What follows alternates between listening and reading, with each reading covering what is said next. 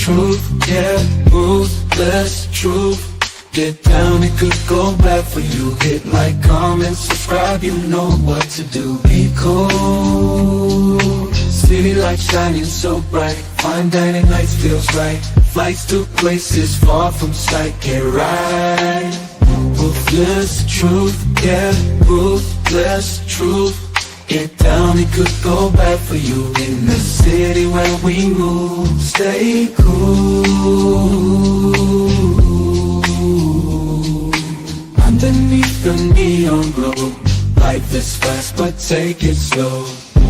Every moment like a show. Let's go.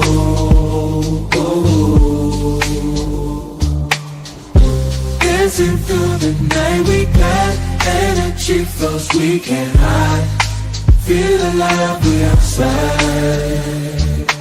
Moments fleeting but we shine. In this rhythm we align. Time flies. Moments fleeting but we shine. In this rhythm we align. Time flies. Ruthless fleeting but we shine. In this rhythm we align. Time flies. Ruthless truth, yeah, ruthless truth. Get down, it could bad for you. In the city where we move, stay cool. Stay cool. Hey, nobody bigger than the program. Top of the morning, YouTube. Fresh start, fresh day. Yeah, and to the East Coast time, happy afternoon. But today we're going to break this down. Because Princella, see, all you got to do is let the women talk. The one right that they're going to exercise is the freedom of speech. You ain't never got to, arguing about, hey, be quiet. They're gonna talk. And these women, what they're doing is they're telling the truth. Because they're no longer afraid to be without men. Women think that they really don't need men. They like to have them around for whatever it is, but if that man doesn't meet their qualifications, then shit. Women will suffer in silence to prove a point that they don't need men. They will get a dildo. They will get all kind of toys and stuff like that to satisfy themselves, to prove that they don't need men. Even because the fact of the matter is they want men. It is a truth. You don't need us, but you want us. And that's the battle, right? The lust, the temptation of lust. Wanting and looking at a good-looking man that you're attracted to is tough, right? There's a lot of men out here, and you're going outside, you're going to work, you're going to grocery shopping, and you're seeing a lot of attractive men. So it's very difficult. It gets times when you go home and you're like, whoa, But the fact of the matter is, that's just a lustful thing. She doesn't like us. She doesn't like you. She doesn't like your character. She doesn't like your personality. She doesn't like how you think, though. And that's where, men and women in disconnect. Women don't agree with us the way we think and the way we are. And so this is why they have so many high demands. This is why they only want men for what they can get from men. Fact of the matter is. And we all know that as time is going on, women are learning that the more meaner they are to men, the more they show a disdain for men, the more men acquiesce. And I don't get it, right? I don't get it. Why are we begging to try to fix a broken record? If she say she don't like you, then you got to keep it pushing. And what I mean by that, is not necessarily stop messing with women, but you got to stop trying to marry them. Got to stop trying to be in these long-term relationships. You got to treat them like they want to be treated. They want to be treated like hoes. They want to be treated like business entrepreneurs. They want to be treated like, you're equal. Right? They're competing with you. Women are competing with men. And, usually people you compete with, you don't like. That's just the fact of the matter.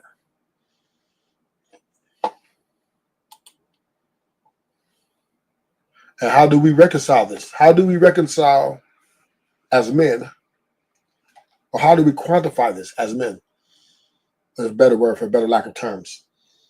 How do we quantify that these women are saying they don't like us? How do we look at that? Meaning they'll have sex with us, they'll have conversations with us, they even share a home with us. But you got to look at how do you progress to that, right? How do you progress to these things? And largely, these things cost men, right? In a large scale, she's basically charging you, right? She's charging you a fee, right? You can't, maybe a little bit in high school you might get a little bit of free, but once you become an adult, when you go out with these women, they're basically charging a fee to spend time with them and to court them and vet them. Because in essence, right, women are users. They use you. So the Queenmaker, she's going to break it down, and we're going to break this video down. We're going to look at it for what it is. And I'm not going to add nothing to it or take away. However, most people are in relationships with liars. And she don't care about what you going through, what you thinking, how you feel, as long as you serving her. That's where this thing. As long as you serving her. She don't care about your feelings, about none of that. Let me take you back a little bit more. And said the exact same thing you just said. They would label him misogynistic. Of course they would, because like I said before, women don't listen to men. Women think that men were created to serve them.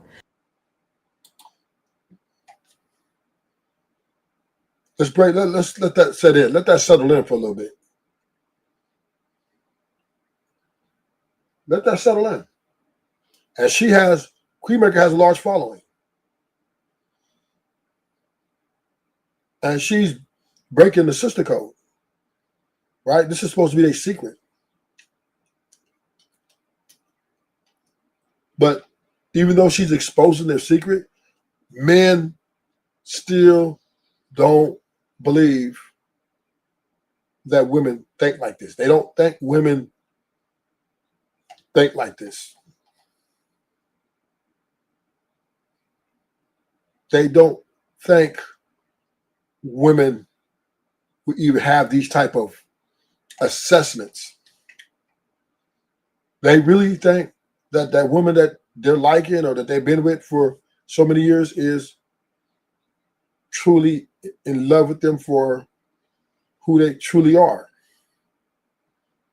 Right? But I kind of have to say that's not so good, right? Because most relationships are going to end. And I say all relationships are toxic. I believe every relationship has a form of toxicity And that's why, we can get the assessment to see where is the toxicity coming from, right? Is the toxicity coming from either y'all don't like each other, or one don't like each other, or is it toxicity because there is a conflict of interest? We have to look at it from the thing. Why is these relationships failing at the rate they are? Why are the marriages failing or in the unhealthy state as they are, right? Why are these things happening? That's what we got to look at. When we just say, well, what's wrong? Why are people messing up? Why are people leaving each other? Why are women leaving their men more than men leaving their women? There has to be an explanation. It just can't be she's leaving just because she's leaving. She's leaving because obviously there's some reason, something that she's not getting out of it.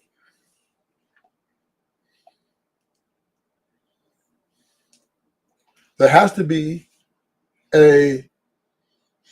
something you're not doing. Meaning, if women are with men only for men to serve them, then she doesn't respect you. So if you ain't serving them, they don't want to hear nothing you got to say, because at the end of the day, women think that this is we need to teach males to do this. Women want men to be women. Women want society to transform a male into a female. Women hate women. Women hate each other. But they want to get a man and then make him embody all of the characteristics of a woman. Right. That's what they want to do. Yeah, it's just confusing. So it all makes sense. Trying to fit a square peg into a round hole, wanting your cake and eat it too. I think all of that had everything to do with women. Coming up with these things had everything to do with trying to figure out what a woman wants, because women want it all. And that's how marketing has been directed to women, to give women the illusion that you can have it all. To even think that you can have it all, that is a sign of narcissism. It's a sign of greed. Women want the world to revolve around them, each and every last woman. Women want their own man. They don't want to share the men, even though that is. And that right there, women don't want to share the men. Men take that as, she loves me. She's in love with me. Right?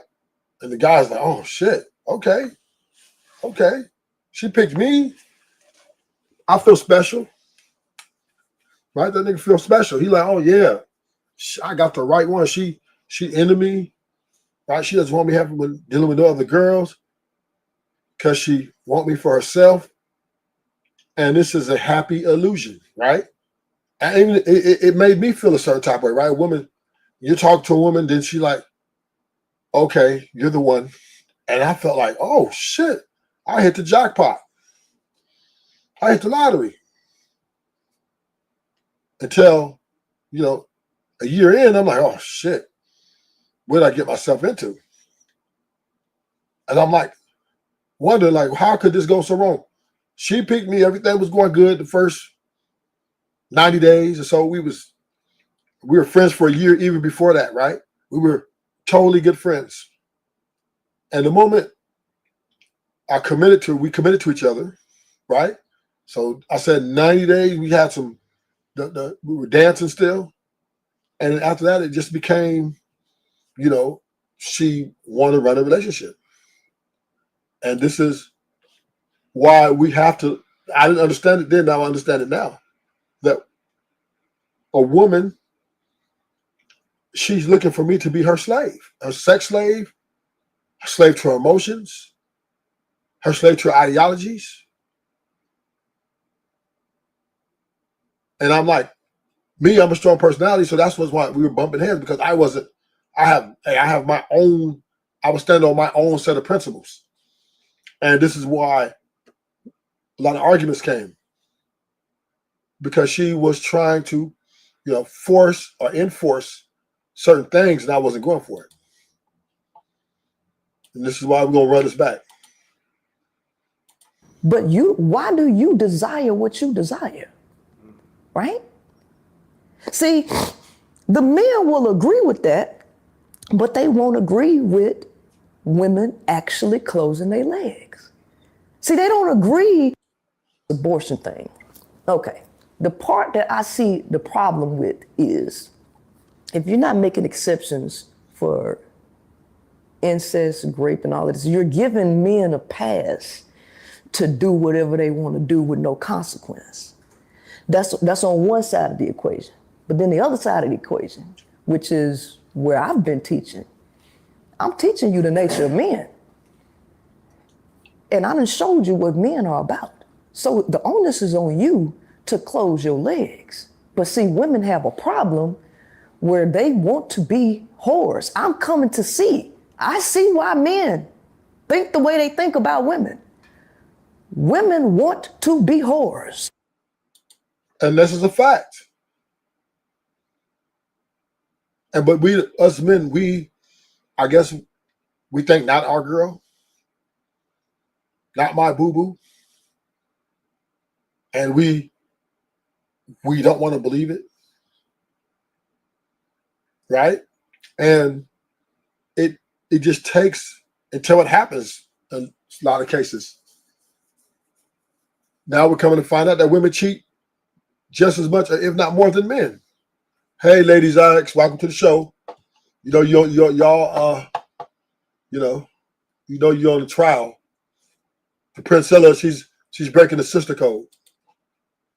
I'm gonna take it back a little bit. So Lady Zyrax is here, so we can look at it again. When you look at the state of just women, right? Because you got to think about this. Women don't care about male issues.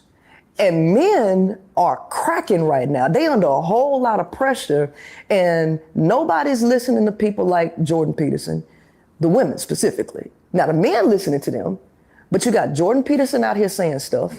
You got Scott Galloway out here saying things. And these are all men's issues where men are on the brink of, just blowing up. And women they don't care. As a matter of fact, the women are doing things that are triggering these men to make things worse. And it's like nobody's hearing these males' issues.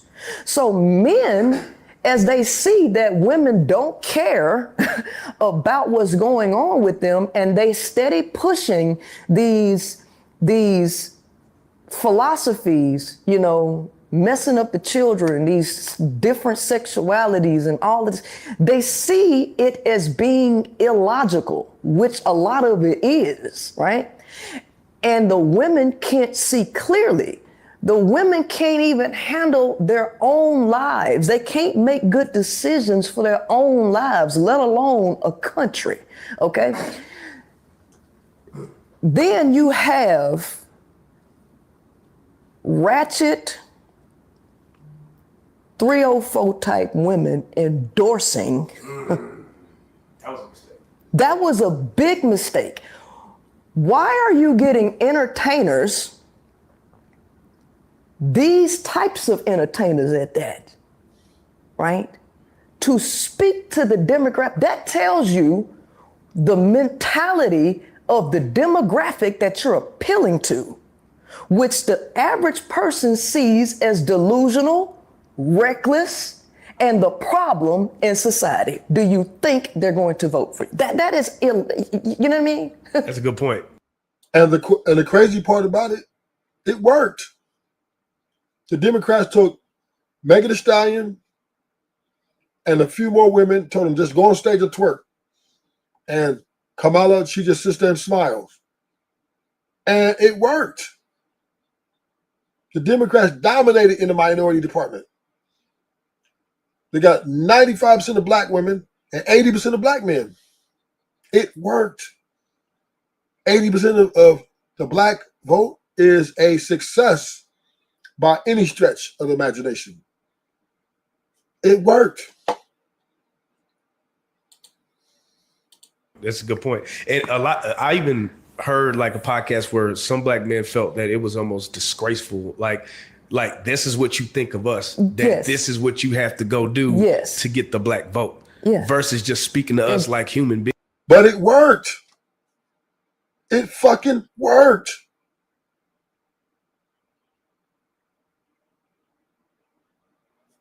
Yeah, you're right, ladies. Don't put me on blast like that. Of course I do. But what they're speaking to is the election, ladies and Iraqs. Like, instead of the Democrats forming a reasonable arguments why we should vote for them, they just put up twerking to get the black vote, and it worked. They didn't get my vote. Now, if let's say I was participating in that, ladies and Iraqs, that wouldn't have helped me vote for nobody, right? Doing that, because that's not telling me anything. But yeah, for entertainment purposes, if I come home, and my woman twerking on me, oh yeah, get to it. But for a political, if I'm going to make a vote for the political of running of the country, where I see who's going to be the best suitor, I want to hear a list of things and context to those things, etc. And the Democrats literally just said, put the black queen up there, let her twerk, and a black man will follow. And it fucking worked. That's the even more crazy part about it. It worked.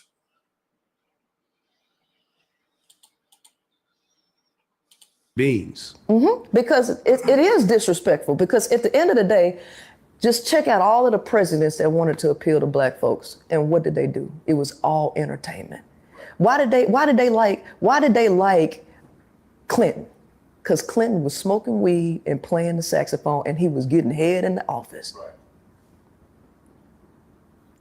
Hot sauce in my bag swag.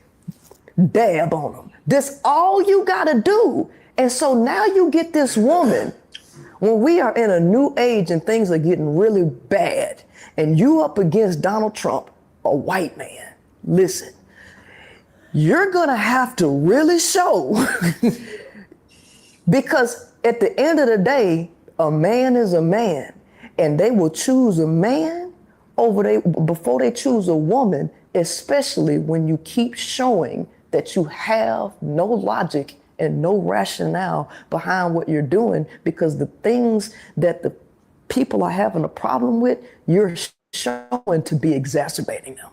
You're showing that you're gonna make this even worse. So now it's a lesser of two evils things. And they'll rather go with what they know as opposed to going with something that they see is gonna take them down the path they already are complaining about. They don't wanna go down. That's deep. This whole election was strange. Do you think now that Trump is president, right? We just got to accept it. I don't know what side you land on. I'm not going to ask you that. But now that we're here, women want their own man. They don't. For me, I didn't realize it was really this big of an issue for women. But women do throw stones and hide their hand. And they get to evade consequence by blaming it on men. And they get to get out of pregnancies. And it's so funny because women want to say that that birth control should be made for men. And I'm like, no, birth control was made for the right gender. Because see, that's your womb. You got the power to say no. But no, you want to have sex as recklessly as you want to. And that's not even your nature as a woman. That's the thing. See, the nature of a male is sex. His whole existence, biologically, is to fight to get opportunities to pass his DNA across as many females as possible. That's his whole life goal on a biological level. The life goal. Now, I disagree with that. I disagree with that. You know, it is part. Some men they ain't trying to have sex with all the type of women. They ain't doing that, right? So once again, us men, we're not a monolith. You know, a lot of men. Some men are gay. Come on now. So I don't think that that's a very true statement. I don't really agree with that. But I get her sentiments in this form that one of their purposes is to spread the seed. Well, duh, how else is the human race supposed to go forward? I mean, if you stop having babies, guess what happens? The world we're in eventually, right? One of the generations. So the babies come so that the world can keep running. Duh. Goal of a female is not that. A female don't have to do all of that to get no sex, to pass her genes along. She don't have to. Her job is to pick quality. So she's supposed to be turning down most men, and she don't supposed to be open all season like that. But women. Well, I don't know. I have to disagree with that too, because there's some women born to be whores or prostitutes. Want to be open all season like that. They want to be able to have as much sex as they want to and act on their desires. This your desire. Your desire is to have sex. Your desire is to do this. So now that you want to do this and you invite a man to participate with you, it's now no longer your responsibility. You want to blame him for everything. But why do you desire what you desire? Right? See, the men will agree with that, but they won't agree with women actually closing their legs. See, they don't agree with the things that would lead the women to close their legs, which is the beginning of all of my teachings, to teach the truth about the male in order to get women to clank, clank. But can we acknowledge if a man got up here and said the exact same thing you just said, they would label him misogynistic? Of course they would, because like I said before, women don't listen to men. Women think that men were created to serve them. So if bottom line is, this is the way women think. And Lady Zyrax is a clear example of that. She is the epitome of her man serving her, and she ain't gonna serve him back. So we see clearly that if a woman thinks you're here to serve her, that means she thinks she's the boss. And that means you're only as good as what she needs you to be, not what you want to be.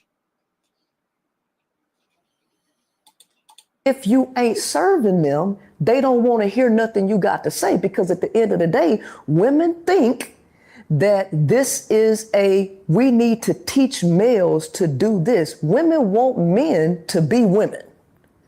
Women want society to transform a male into a female.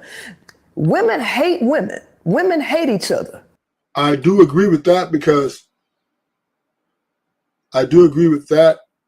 because they are very close knit with the LGBTQ community, right? The women and the gay men are linked forever. Even when I was going to high school, right?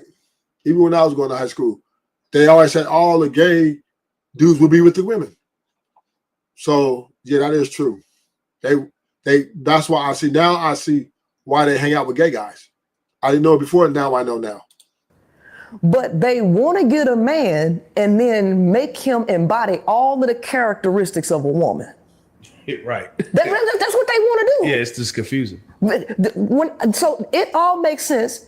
Trying to fit a square peg into a round hole, wanting your cake and eat it too. I think all of that had everything to do with women. Coming up with these things had everything to do with trying to figure out what a woman wants, because women want it all. And that's how marketing has been directed to women, to give women the illusion that you can have it all. To even think that you can have it all, that is a sign of narcissism. Bam. Zyrex, you're a narcissist. It's a sign of greed. Women want the world to revolve around them. So now I understand why y'all don't agree with Ruthless. Right? I don't know if y'all agree with Ruthless. When I tell y'all, these women, they don't fuck with us like that. They only want men to serve them, not the other way around. So that means we have to accept the truth that when you're dating a woman and you're getting to know her, she's looking for you to be her slave. She's not looking for you to be, so she can be there for you and do all these things for you and make you feel. No, she's looking at you to serve her needs and wants, or what she thinks she needs, or what she thinks she wants. And the moment that you compromise that you don't, we go against that, she now, one or two things, she's going to make it be known that, hey, quit arguing with me and just do what I say, or I'm going to replace you and move on with my life. This is how women are moving. That's why the divorce rate is up there. That's why 800,000 divorce a year, women are replacing niggas every day. Every last woman. Women want their own man. They don't want to share the men, even though that is the more logical way that things would actually work out. Women don't want to do that, even because that's not the nature of a man, to be stuck with one person. But the woman wants to stick that man to one person, which is her, which is to take men away from their own reality, make men go against their own nature, and trap him with her. Right. And she don't care about what you going through, what you thinking, how you feel, as long as you serving her.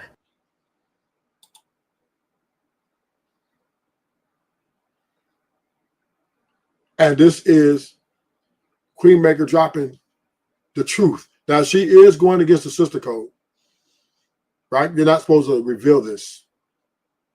But it is what it is, right? Now the cat's out the bag. And y'all think Ruthless is being doom and gloom. Oh, Ruthless, you doom and gloom. All you talk about is women, this and this. There's good women out here. When she's speaking for all women, she's saying universally, women want a man to serve them and their needs and their wants. She's saying this. She don't give a fuck about what we going through. She don't give a fuck about the way we think. The only way she might even pretend to listen to, if you're serving her the way she feels you need to be serving her. And let's keep it real. And sometimes that's not enough. Sometimes women want to leave their relationship so they can go beat 304s. But women don't like us in the way are constructed. They want us, and the reason why they deal with us is because of their sexual desire and power. And the moment that's compromised, their emotions and feelings say, hey, it's time to go. That's where this thing, happy life, happy wife, happy life come from.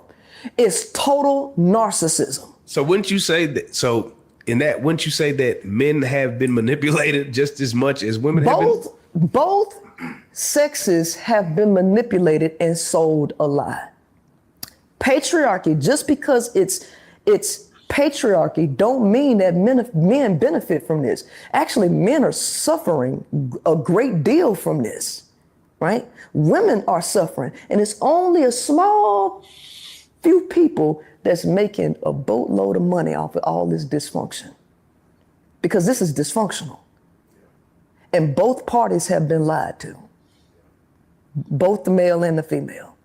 And they both have unrealistic expectations of each other. But the reason why they stuck together is all because of sex. It's sex. And so men and women think they need to be together because of their sexual desire. But men and women are not compatible. They're opposites. If body... Bam. Cook. Queenmaker Cook. We're opposite. This men and women, we don't get along. We don't fucking get along. We argue about dumb shit. Come on, man. This is so on power with the truth. But we as, I guess, people think that, oh, well, it's not every woman. So what happened? We keep regurgitating. We get rid of this woman, go get another woman. Get rid of this man, go get, because we keep thinking, which is the definition of insanity, that we're going to do the same thing with different women and get different results. A imposes a force on body B imposes a force on body A that is equal in magnitude and opposite in direction. They're clashing. But every now and then you'll see that couple, right? And I've experienced this now with my fiance, where they just click. It's like them two just belong together. You ever seen that couple where you're like, damn, they just are perfect for each other? So what is that, right? Very, very rarely. I've only met one, and this was a white couple. And the thing about it is, like, it was like they could finish. It's almost like they was twins. Like it was almost like they was twins. Right. But with that, it has to be something totally of the mind. It's not of the body. It's not of the body. And a lot of people do not want people that don't fit their stereotypical idea of beauty, attraction, or anything, right? So that's a very, very, very rare occurrence. I haven't seen it a lot either, but I have seen it. When it comes to men and women, that's just very rare. So, you're always going to have your anomalies and exceptions to the rule, right? 10-year-olds are in the 5th grade, but that ain't saying that you don't see no 10-year-olds with no PhDs. But we're not looking at 10-year-olds with PhDs and then expecting every other 10-year-old to do it and be like, well, something wrong with you because you can't do it. I know a 10-year-old that got a double master's. Okay? Those are prodigies. That's what you call a prodigy. That's what you call an anomaly. Okay? Right? So yeah, you will have those, right? But the general rule is men and women ain't compatible. Oil and water don't mix, ain't never mixed. The problem is we trying to mix oil and water and force it to be together. So now you have this endless fight between men and women. And somebody gonna have to give up something. If the male gives up, if the male plays to the woman's rules, that male is gonna suffer. He's going to suffer. He's not going to feel free. He's gonna be forced to sleep with one woman. And we know, listen, I don't know nobody in here eating the same thing every single day. If you call yourself meal prepping, you're going to be bored with that shit by the third day. But we're seeing the relationships evolve. We're seeing men have women and get married to another woman. We're seeing men and women that have open relationships. We're seeing people live non-traditional now. Hold on, yeah. But these people are still not doing what they want to do. You'll have people that are open a relationship only because they don't want to lose the person. They still want to stay attached to them. So they'll agree to something that they really ain't rocking with, right? Just so that they can stay attached or keep that person in their life, right? So you might see people getting married, but the reason behind the marriage matters, right? So like, You got these content creators, all on this soft life stuff or whatever. And I just did a show yesterday because it's this chick that, she was trying to do this soft life, this, gold digging type of thing. And Okay. she called herself marrying this quote unquote high value dude that's supposed to be taking care of everything. Well, guess what happened? She found out that man was essaying her 2-year-old and 4-year-old daughter. Oh my God. You know what I'm saying? So yeah, people getting married, but what you getting married for? And who are you marrying? People don't even know who they dealing with. These people don't understand. They do no study. No, people do not understand human psychology. And not only do they not understand human psychology, they don't even understand the psychology of the opposite sex that they're trying to be involved with. They don't understand the motivations behind people's actions, right? Because everybody's moving based on sexual desire. No stable relationship or partnership can be built on sex. If you build your house on quicksand, that's like building a house on quicksand.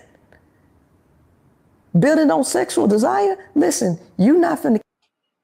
So how else do you build your house? Right? I mean, sexual desire is the main reason that you guys are coming together. And then, the women, they want more on top to keep it together. But we understand. I mean, sexual desire is, to me, it is the starting point. It is the foundation that gets us to get to know each other better. Because once we're sexually compatible, now we try to mentally stabilize. But once again, the problem is the women expectations are so egregious. Because the reason why the expectations are so egregious, because they want the power. These are things you need to do, and it makes them feel, when you do all those things for them, it makes them feel in control. It makes them feel that they run it. That's why monogamy is a demand for the ultimate commitment. Because in their mind, you already paid for the dinners. You've already sexually satisfied them. You've already shown that you can acquiesce your compensation to please them. So the last part, that can they make you submit to their demand, right? Which is, don't have sex with no other women. Give up all your options. And there's some women out here saying, before you even talk to them, your options need to be gone. And I was like, crazy. That's wild. I mean, I don't even know you yet. I don't think a man should give up his option at least until 6 months to a year. I mean, because there's just no guarantees. You give up all your options and that shit don't work out. Now you got to get back out and build again. But once again, these women are demanding this and commanding this because niggas are complying. They're demanding this and commanding this because they understand men would do anything to be with a lot of women. A lot of men would do anything to be with women. They even stop hanging out with their friends. Yeah, these women will take your life from you because they want you to serve them. Because they're not. If they listen, let's talk about this. If women really loved you for you, they wouldn't ask all the demands, right? They wouldn't be telling you, don't hang out with your friend, you didn't hang out with me, or pay all my bills. They would just, well, I'll pay my own bills. I can pay for my own dinner. No, I won't allow you to because I'm an adult. I have fought for these rights of equality. I have a job. I have access to money now. No, I will not allow you to pay for my dinner. You pay for your dinner, and I'll pay for my dinner. From the day one, if they really really cared about you, they would never allow you because they making their own money. Oh no, I will not allow you to do this. I'm not going to ask you to do that. Or I'm not going to ask you to give up your options right now because I don't know if I'm going to like you in the end. I might change my mind. So keep your options. Keep fucking other girls until I realize that if, hey, if I want to be with you and me and you exclusive, I'll let you know. And if really, really cared about you, if they really, really cared about you, they would say, you know what? I'm going to take you as you are. I'm going to take you as you are. If you're a man that like to have multiple women, fine, I'm with you no matter what. Because I love you. Not who you fucking. And who you fucking ain't going to make me stop loving you. They wouldn't be talking about 50Ks of broke energy. Right? They wouldn't be divorcing so much. If women really cared about men, they would not be divorcing no 800,000 times a year. It wouldn't be happy wife, happy life. But because they don't, that's why the happy wife, happy life. That's why they divorce and leave relationships so much.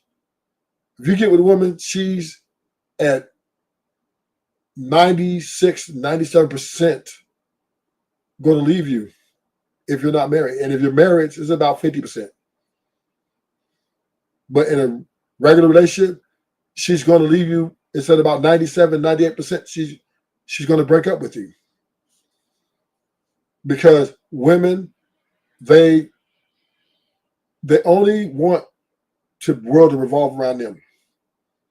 And whoever makes them feel that they're the queen that they think they are, the person that they think they are, that's who they're going to fuck with. So, for example, you've been her boyfriend for 3 years.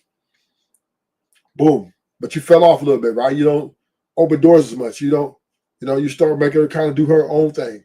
Then here comes the guy she meets at her work. And he's selling a dream. Oh, baby, I'll take care of you. Oh, no. Don't open your door. I got you. And then she realized, he realized my value. And my husband doesn't do this. And this is how relationships end. When women get to comparing, my husband doesn't do that for me, or my man don't do that no more. He used to. He doesn't do this no more for me. He doesn't have the time to spend with me. Yeah, he works a lot of hours like he used to. So then this guy who's at her work, right? He has the time. They work together, damn it. And he got a little after time too. And she starts comparing where, hey, this guy serves me better. His nigga will serve me better. My man ain't serving me like he used to. He's still serving me, but not like the once he was. And this is the problem with taking the long-term deal of servitude, because it's hard to maintain serving someone at a high level when you're bringing all the money and when you're doing all the other things in life, right? And your woman's out here, she's talking to different men, she's meeting different people, and they're catering. And if she's really a bad bitch, boy, she's attacked probably every 2 to 3 minutes. Some guys tell her, oh, you're so beautiful, I'll do anything for you. And this is why women are pushing for service, because there's too many niggas ready to serve them. There's too many dudes ready to give them the fucking world, at least try to. So if she picks you, you have to master all them other niggas' energy, if not more. And this is where the conflict comes in. This is where it gets difficult, because it's hard to maintain that level of giving, because you have to do something for yourself. As a man, you have to be, you got to put yourself first sometime, at least 50% of the time. You can't make it all about her. The relationship can't be all about one person for the relationship to actually be healthy. It has to be about both of us for it to be healthy. But if it's about one person, it's unhealthy. What's up, Mello? What's up, Sugar Bum? Here you come. Here comes the queen. The queen. Yeah, we're gonna go back. We're gonna rewind this a little bit, and we're gonna let you know, right? Because that's not the nature of a man. Million reasons why you have sex. You sleep, you jump from, okay? Then you have, and so I don't talk to men. I don't teach men nothing unless they genuinely want my help. Otherwise, I don't got nothing. And she don't care about what you going through. Women want society to transform a male into a female. Women hate women. Women hate each other. But they want to get a man and then make him embody all of the characteristics of a woman. Right. That's what they want to do. Yes. Nobody has to force them. They're wanting to do this. Because they, and this is what I don't understand. This is what I don't understand. Women are out here saying that, oh, you need to trick on me, you need to take me, and you need to spend this money. And I'm coming to realize, wait a minute, hold on. Ma'am, you want to screw him more than he want to screw you. You can't wait to give up the box. You have a million reasons why you have sex.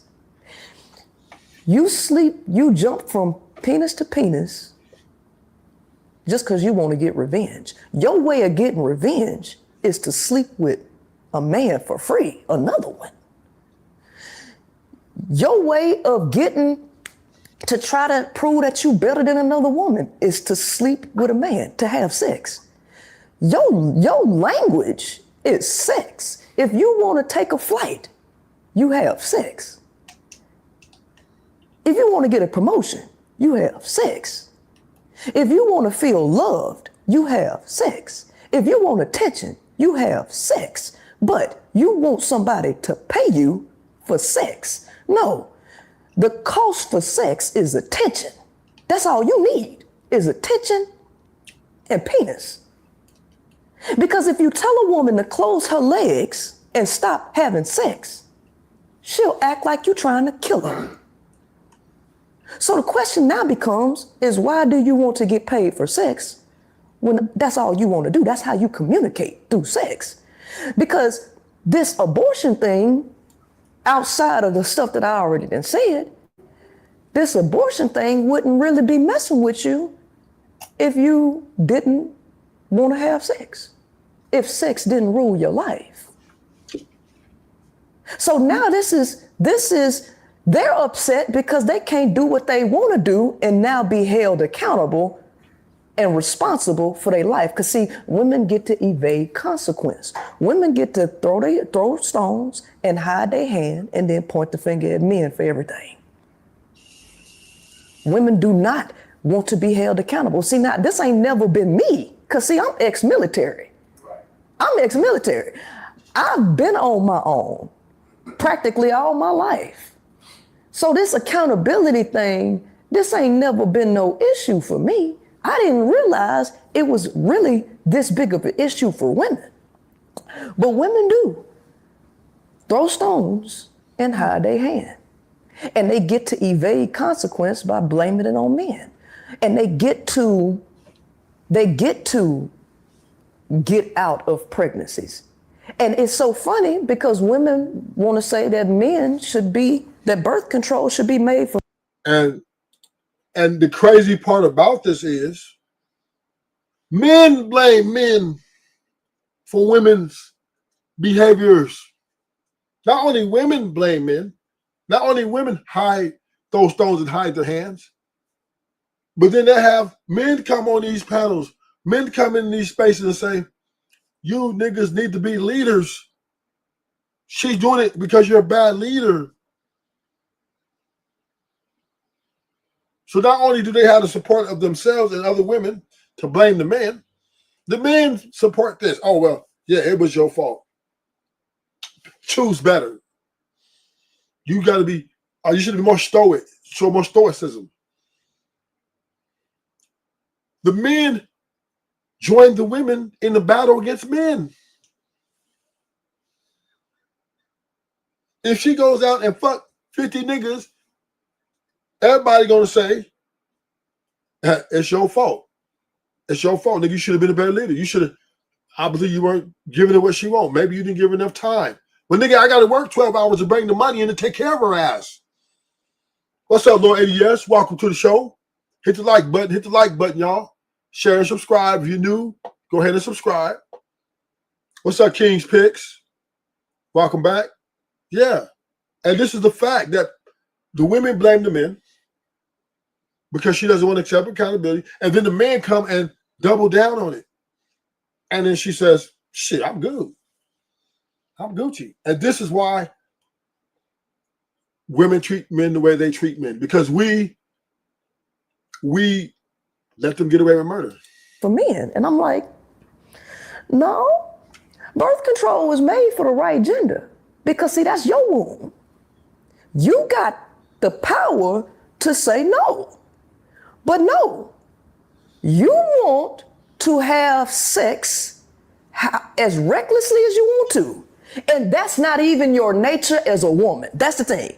See, the nature of a male. I do disagree with that. It is the nature of a woman to want to have sex. She likes to have sex too. I don't agree with that. Her nature is to want to have sex. Is sex. His whole existence, biologically, is to fight to get opportunities to pass his DNA across as many females as possible. That's his whole life goal on a biological level. The life goal of a female is not that. A female don't have to do all of that to get no sex, to pass her genes along. She don't have to. Her job is to pick quality. So she's supposed to be turning down most men, and she don't supposed to be open all season like that. But women want to be open all season like that. They want to be able to have as much sex as they want to and act on their desires. This is your desire. Your desire is to have sex. Your desire is to do this. So now that you want to do this and you invite a man to participate with you, it's now no longer your responsibility. You want to blame him for everything. But why do you desire what you desire? Right? See, the men will agree with that, but they won't agree with women actually closing their legs. See, they don't agree with the things that would lead the women to close their legs, which is the beginning of all of my teachings, to teach the truth about the male in order to get women to clink, clink. But can we acknowledge if a man got up here and said the exact same thing you just said? Not only do they not understand human psychology, they don't even understand the psychology of the opposite sex that they're trying to be involved with. They don't understand the motivation. He's going to be forced to sleep with one woman, and we know, listen, and she don't care about what you going through, what you thinking, how you feel, as long as you serving her. And that's what the women ideology is. This is why once she gets the commitment, she flips on you. Because now it's all about her getting you to serve her. And this is where, right, once you serve her, that means you're a follower, nigga. She's the leader. So you already know Ruth is anti-marriage. I'm starting to become anti-relationship. Because ain't no way I'm going to follow no woman. Ain't no way.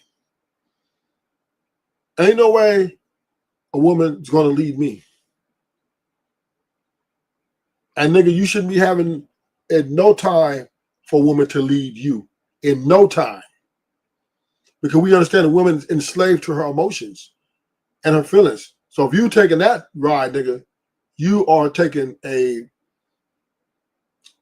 taking a great you're taking a great chance. So I'm finna switch to videos. So we see that women, by the confessions of the Queenmaker, that women want men only in a servitude capacity, or interpreted a slave. She wants the man to slave for her financial being. She wants a man as slave to her emotional entrapment. And she wants a man to fight his nature, enslave his nature to want to fuck other women to only be with her. And this is her demands, and this is what she expects. Now, what makes this slavery? Because she's asking you to do it for free, right? Now, do men ask women do the same thing? Yes. We won't not, the list isn't the same, but when it comes to the exclusivity to that coochie, yes, men do demand that you give the coochie only to them. But this is at the price of admission, right? This is the price of admission. So the women set the expectations. Okay, you want this coochie exclusive to you? You need to court me or vet me or, whatever it is. And this comes with a price. So men are paying for loyalty. So that's not slavery, because you guys, women, are agreeing to the contract. Okay, I'm going to be exclusive to you. You got it, as long as you take care of me. But in turn, the men, we keep making the contract worse and worse by saying, okay, we're going to give you the same thing, but we're not charging you. So I got another video. We're going to hear my boy Tori Holcomb get it in, and then we'll come back to the Queenmaker a little bit. But the Queenmaker is exposing the secret, right? She's going against the womanhood by exposing these ideologies. I'm bored. Can you do something to make me entertained? Can you do something to get my mood right? Yeah. What do you say to her? A woman that is bored, that's, to me, that's someone who has a error in perception about reality. I'm saying, like, it's different when a woman say, I'm bored. One of the most Cinderella type stories you will ever hear in professional sports is that of DeJounte Murray playing for the Spurs. And then, you know what? He became an NBA All-Star in 2022. He's a guy that most... What'd you say, Sugar Bum? We're not really shitting on y'all, Sugar Bum. What we're doing, how are we shitting on Bum when we're paying your bills? We're just taking you out to eat. Sugar Bum, a motherfucker just took you to Miami and paid for everything. You didn't have to pay for nothing. So how black men shitting on black women when we're still paying for you? When you guys are still having sex with us? I'm confused, Sugar Bum. Remember, Sugar Bum, you forgot, you told me a man took you to Miami and y'all graced the Miami Beach and you took that deal. Men are, see, the Queenmaker laid it out, right? The Queenmaker laid it out. Women only want men to serve them. So the only way a woman's going to be with any guy in this day and age is that man is serving their needs and wants. If you see a woman and a man together holding hands, that nigga's serving her needs and her wants. So ain't no black men are not shitting on black women at all, not even a little bit. Now, are black men the only ones kind of calling out your behaviors? Yes. But I understand what you're saying, Sugar Bo. You want black men to shut the fuck up and service that coochie. That's what you want. That's what you want, Sugar. You want black men to shut up and serve that coochie. Most people think, he's a nice guy. He's good for the league. He's respectful. And with DeJounte, as y'all know, he's more of a quiet person. He's more reserved. He doesn't go on, he wasn't going on the internet doing all of that. You get what I'm saying? So with me being hype, liking to hang out with my friends, party, whatever the case may be, people felt like that relationship wasn't good because she's this way and he's that way. So I felt like I had to kind of dull myself down just to make it look good for y'all. But in reality, y'all don't know what goes on behind closed doors. Y'all don't know how this man acts behind closed doors. How does a guy like that end up with NBA YoungBoy's baby mama, Jania Michelle? Jania Michelle is what some people feel is a 304, right? But I thought I was missing something, and then I realized, girl, you're not missing nothing. So when this narrative came, oh, she just wants to be outside. I'm like, whoa, no, that's not me anymore. Now, granted, I did go out and have the time of my life. I had a ball. But that was for my friend. That was my friend's party. Do y'all blame me? You see her with she really want. It's a different type of fun.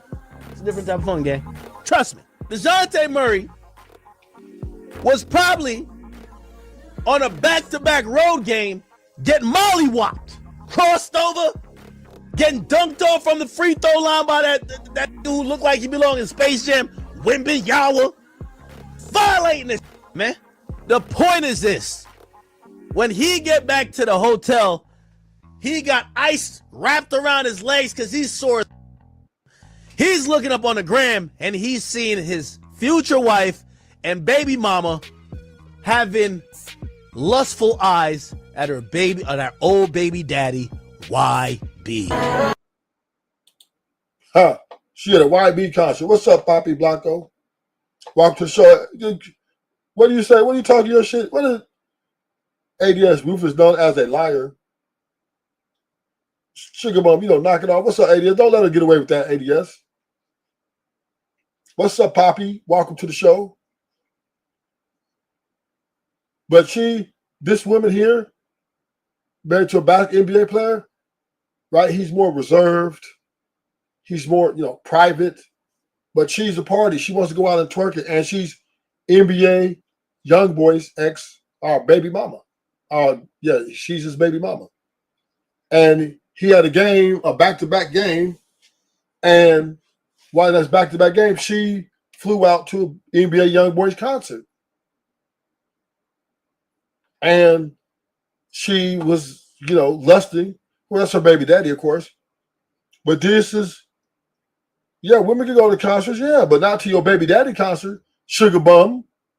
Don't go to your baby daddy concert when you're in a relationship with me.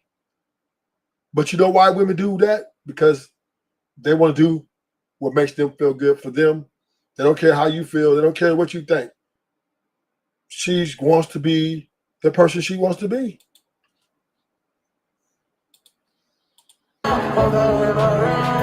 You could tell she want to shake ass so bad. Look. He know. She got 2 kids by 2 different men, okay? She's young. She needs to wear condoms in. Which we know she's not probably, all right? Throughout it all, I just feel at peace when I'm making my own money, I'm making my own moves, I have my own stuff going on, and I feel like that's something that I need to work on. When I get in a relationship, I cannot just drop everything.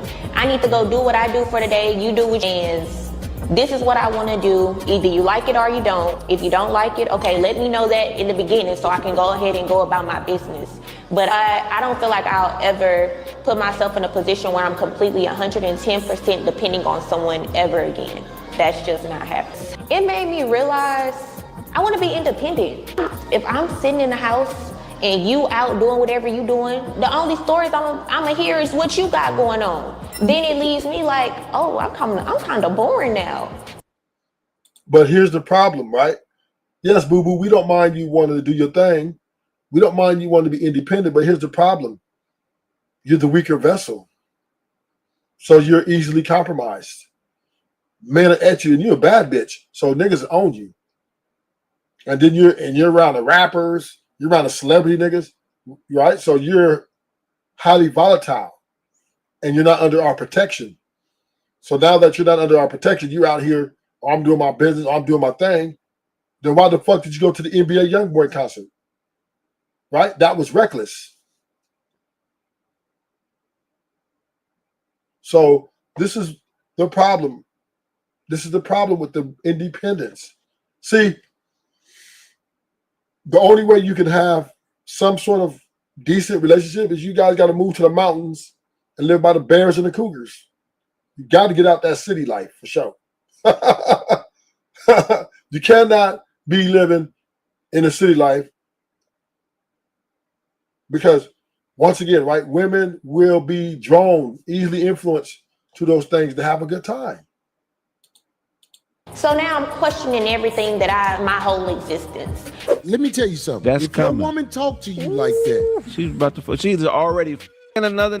coming to Craig, he's starting to feel it now. He was being nice at first. Hey. He know what I was finna say. No, I was dealing with this chick one time, and she was very smart, but she wouldn't say she was bored. She had more creative ways of telling me that is something else going on. It came up like, damn, baby, like all the stuff I done did for you, we done did this, and that. You know what I'm saying? I started naming, spent good money on. And her response to all that was, well, you didn't do that for me. The universe brought that to me. Oh, wow. Oh, whoa. Woo, she flipped that. Woo. Hey, in my house, I was like, oh, that's wild. Yeah. So that's her way of saying she was bored. Dang. But look, with them type of they gonna be bored with everybody. So if you're a real man, you gotta know if you got a bored on your hands, that don't take it personal. It ain't you. Yeah. If she go leave another, gonna be bored with him in 6 months trying to come back to you. Astrology said boards means she's for the streets. She's for the streets. Yeah. My time is valuable. If you're telling me you're bored, you're stealing my time. If you're in my presence, it costs me to be a man. Every second costs me down to the penny. So if you hanging with me daily, And you bored. Oof. and you talking about you bored, but it's costing me, I should be able to sue you for whatever. She's been telling him that the lifestyle she lived, either during or slightly after when she was single, leaving young boy, she don't want to live that no more. She's ready for this is what they call this bull. They're trying to manipulate. This is my soft girl era. I'm done. I'm done being a. I'm done. Y'all Expose the truth, Poppy. And this is why men, I just think women are better at short-term investments.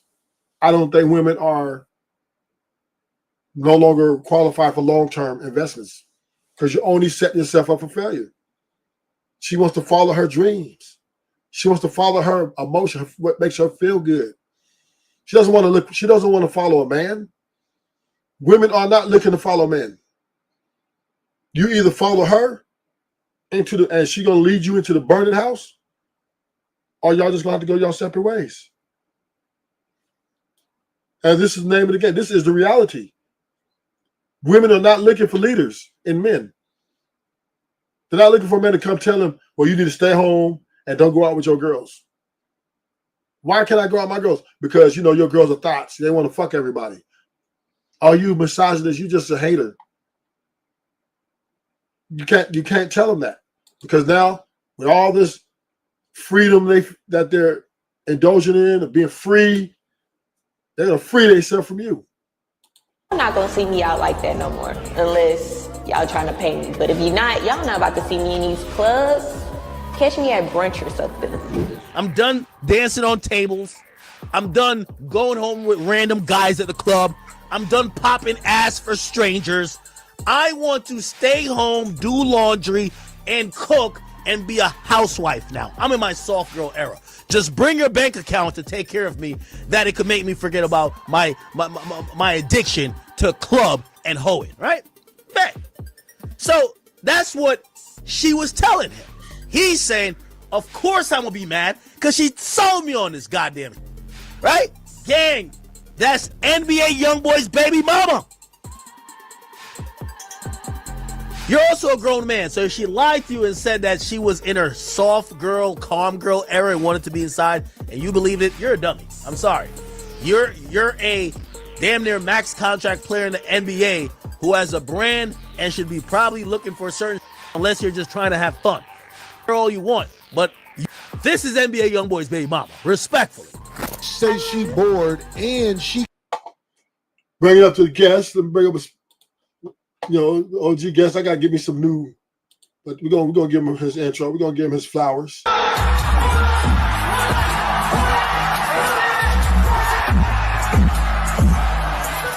Welcome to the show, Papi Blanco. Just came from jabbing with Sugar Bum, so he's warmed up, ready to go. Sugar Bum is.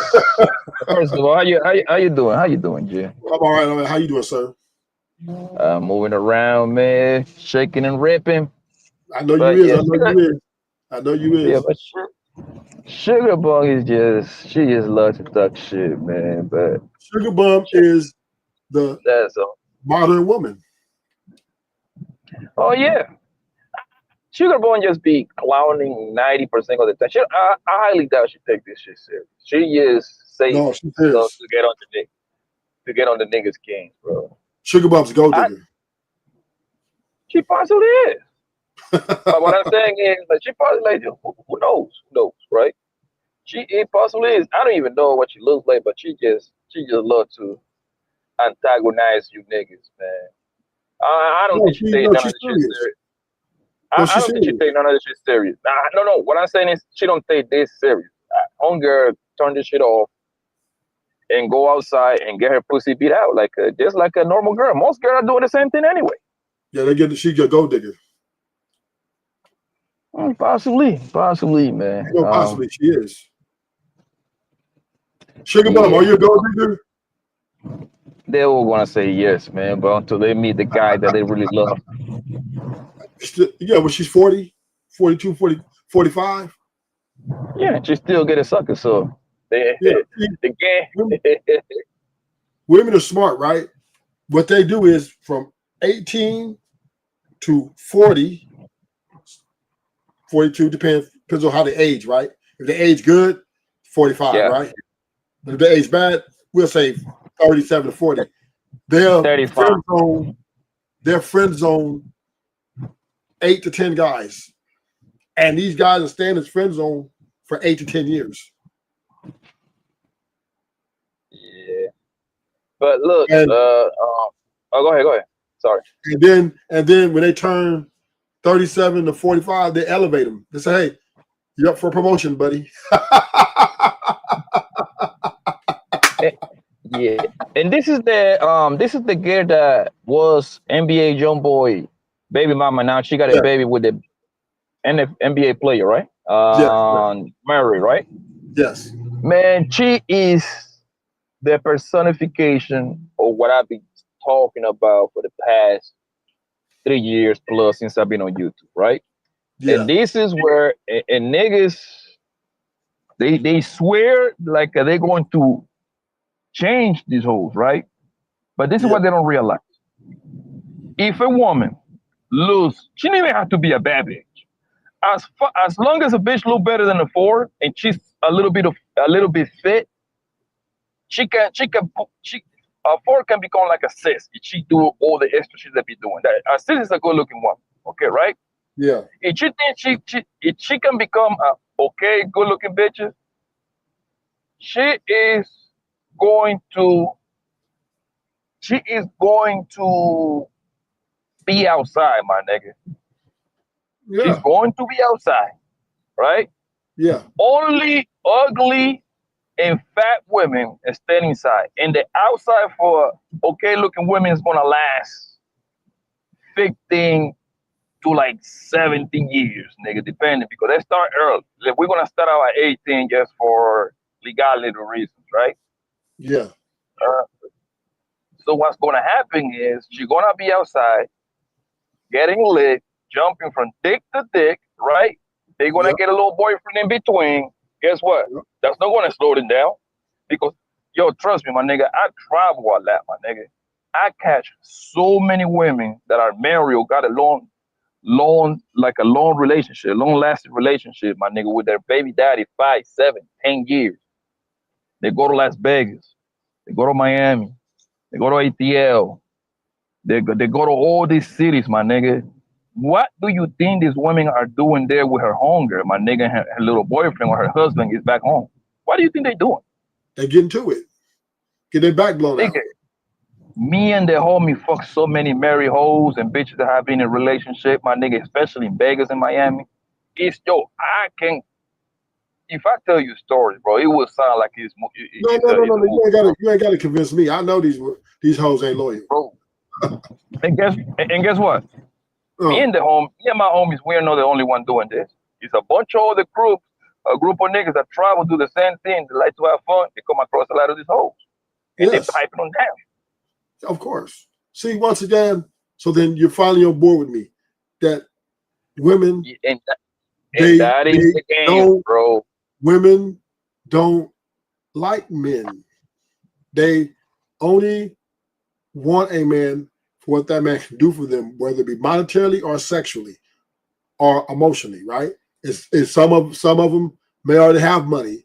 They may already be set. They might be married and their man's taking care of them. So now they want to go get another nigga that's going to satisfy them sexually, right? Because they want to step out. They're like, I need some new dick, right? So understandably, a woman wants a man to serve her. That's what they want men for. And men, we are delusional to think that this woman that we're, courting, or even if we're just hooking up with, right, that she really is into us. And that's where I think we lose the fight, right? That's where we lose the battle. Because then this is why niggas start wifing 304s, right? Every motherfucking day now. Because remember, Poppy, how many times you ran a train on this chick? The other homies ran a train on a chick, and that one dude, one of the homies, you're like, where that hoe at? And he'd say, don't call her no hoe. And they in there booed up. You know what I'm saying? Because he fell for the okie doke. I wouldn't call them delusional. I would call them more they operating from the old school ways, right? They still wants to have a brother home. They still want to be able to have a kid with her. You see what I'm saying? They're operating from the traditional point of view. I wouldn't call them delusional. I think they're delusional, right? Because men typically don't go after 304s to wife them or boot them up. We want to smash and dash. But what happens if that post-nut clarity and, he's got a little emotional charge, he thinks, oh, this is the one, right? And he loses focus on that the woman that he's in the bed with is a very self-serving individual. And once he shows that weakness, she's then going to capitalize on that, right? She's going to capitalize on it because now she got her some in-house dick and now some in-house money that she's going to take him for everything he got. And this is where, like you said, the NBA players, they meet these chicks and they fall for them, right? They got the lifestyle, they got the money for these chicks as for it to give these lifestyle to these chicks. But what they don't understand is these women don't like them for them. She only likes what she can take from you. And until us men realize that, we're going to keep getting taken to the motherfucking bank and back up the truck. Because why are these NBA losing their women? Why are not only the NBA men losing their women, why are all the guys who are faithful and got money losing women? Why are the dudes who are middle class losing their women? Because women are picking their happiness over you. They will never love you more than they love themselves.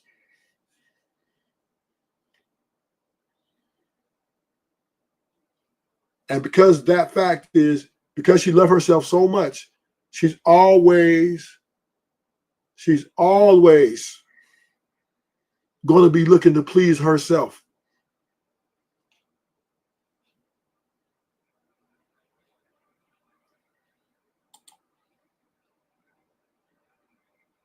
You got kids that ain't yours. Oh, well. I mean, you better go your son. Get the out my face. You got people to take care of one way or another. It is just, this is why I'm telling y'all this. It is disrespectful for a woman to tell you she bored. She For anybody. talking crazy Anybody, to you. that's crazy. Homie, Even a kid. She trying to see what you about. Man. If a woman tell you I'm bored, can you find something for us to do? I want to be entertained or whatever. That would have been more respectable telling you you ain't. Yeah. If a woman tell you she bored, that don't like you, homie. Straight up. I was just gonna say That's not your bro. Boredom really means that you're not enough.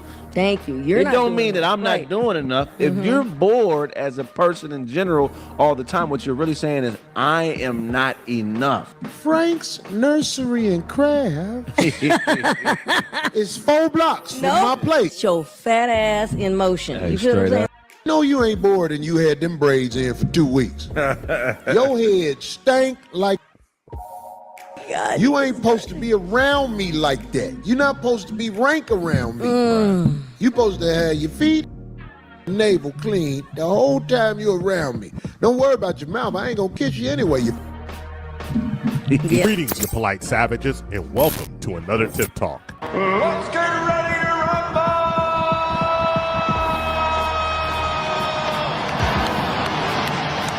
Ladies and gentlemen of polite savages, we're now about to embark on a journey guaranteed to anger modern women and harlequins alike. The only thing that we can guarantee is that we tell the truth and nothing but the truth as we see it. So hold on. Are you ready? Let's go. Polite savages. Oh my, it seems like it's the year of the disrespectful wife. This archetype comes in many different forms, with Ayesha Curry embarrassing her NBA superstar potential Hall of Famer and an NBA legend, Steph Curry.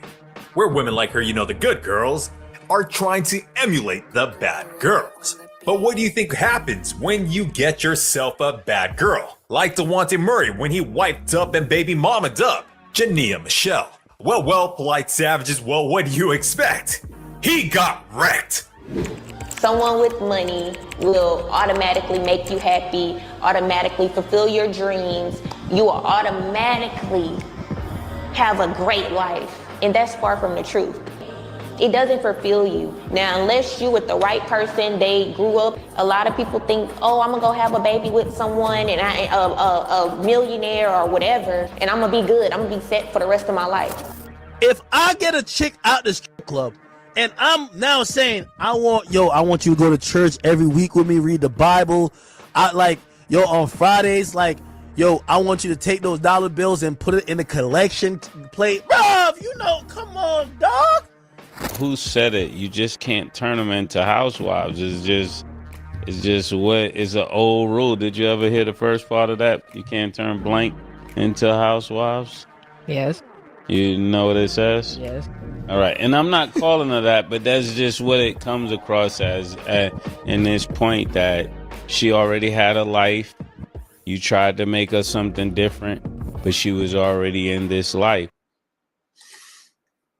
What Murray did was what men do, right? If we like a woman and we see a future with that woman, we bring her into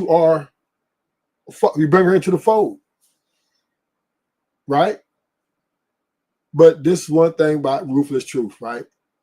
Us men have to stop doing this shit. We don't need to do that with these women. Especially when you're an NBA player, especially when you are famous. You don't have to wipe these girls up. You don't have to boo these chicks up.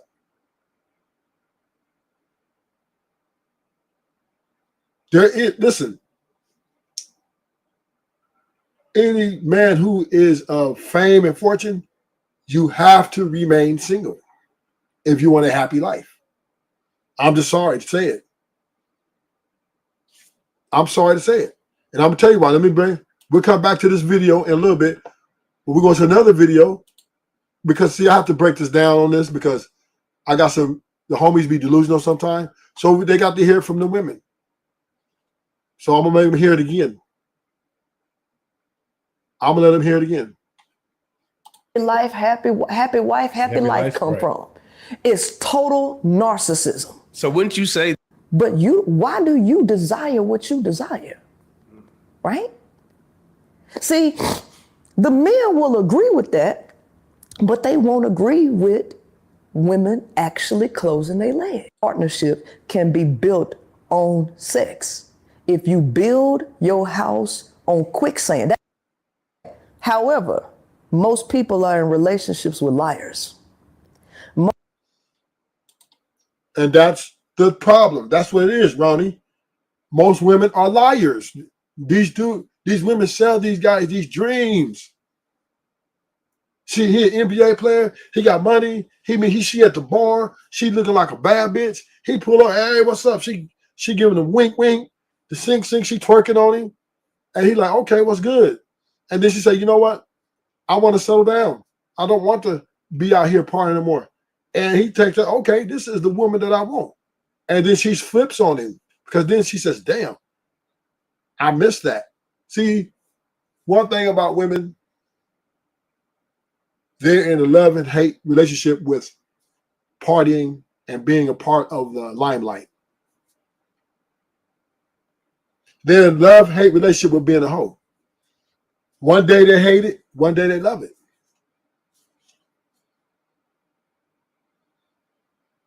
But the thing about it, Ronnie, what I'm trying to tell you, Ronnie, is all women are the same. They're all the same. Pick your poison. Okay, you might not get a chick like her, but what are you gonna get? An educated, a teacher? All these women are under the same ideology.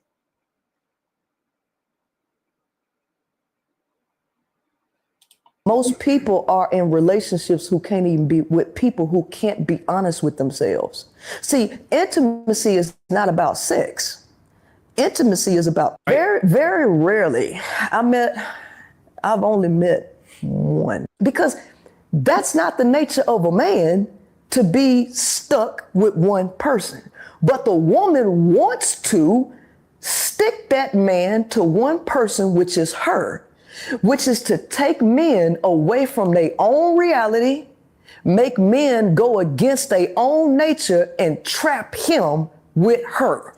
Right. And she don't care about what you going through, what you thinking, how you feel, as long as you serving her. That's where this thing, happy life, happy wife, happy life come from. And that's coming from a mouth of a woman.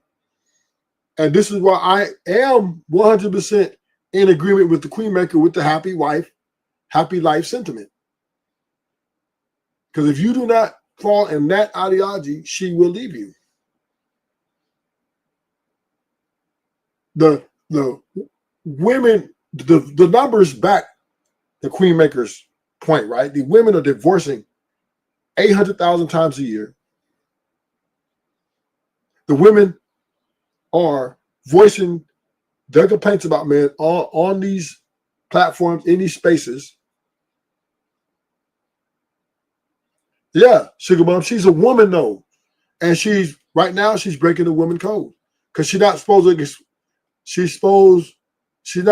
be exposing the woman's secret. This is the secrets of women that women have been using to flip on men all over the years. Now she's just coming out and saying it. Hey, women only want to be with a man who serves her. It's total narcissism. So wouldn't you say that? So wouldn't you say that men have been manipulated just as much as women have been?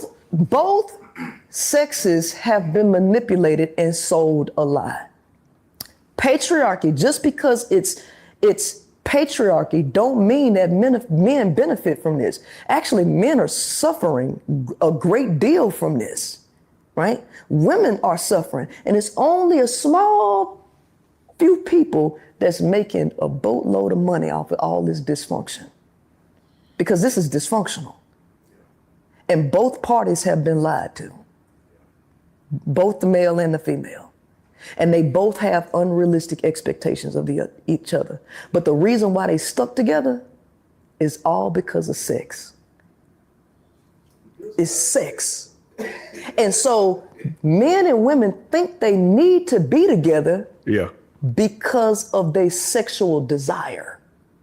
But men and women are not compatible. They're opposites. If body.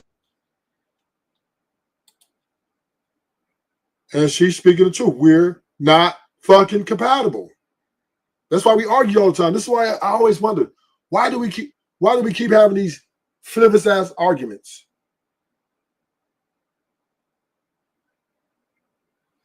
Because we're not compatible. It don't matter, Ronnie, if you get a woman who choose you. But at the end of the day, you guys are going to be arguing. This is why anybody tell you marriage is very difficult. There's not one married man or woman that I ever met that said that marriage was easy. Every married man that I ran into said marriage is very difficult.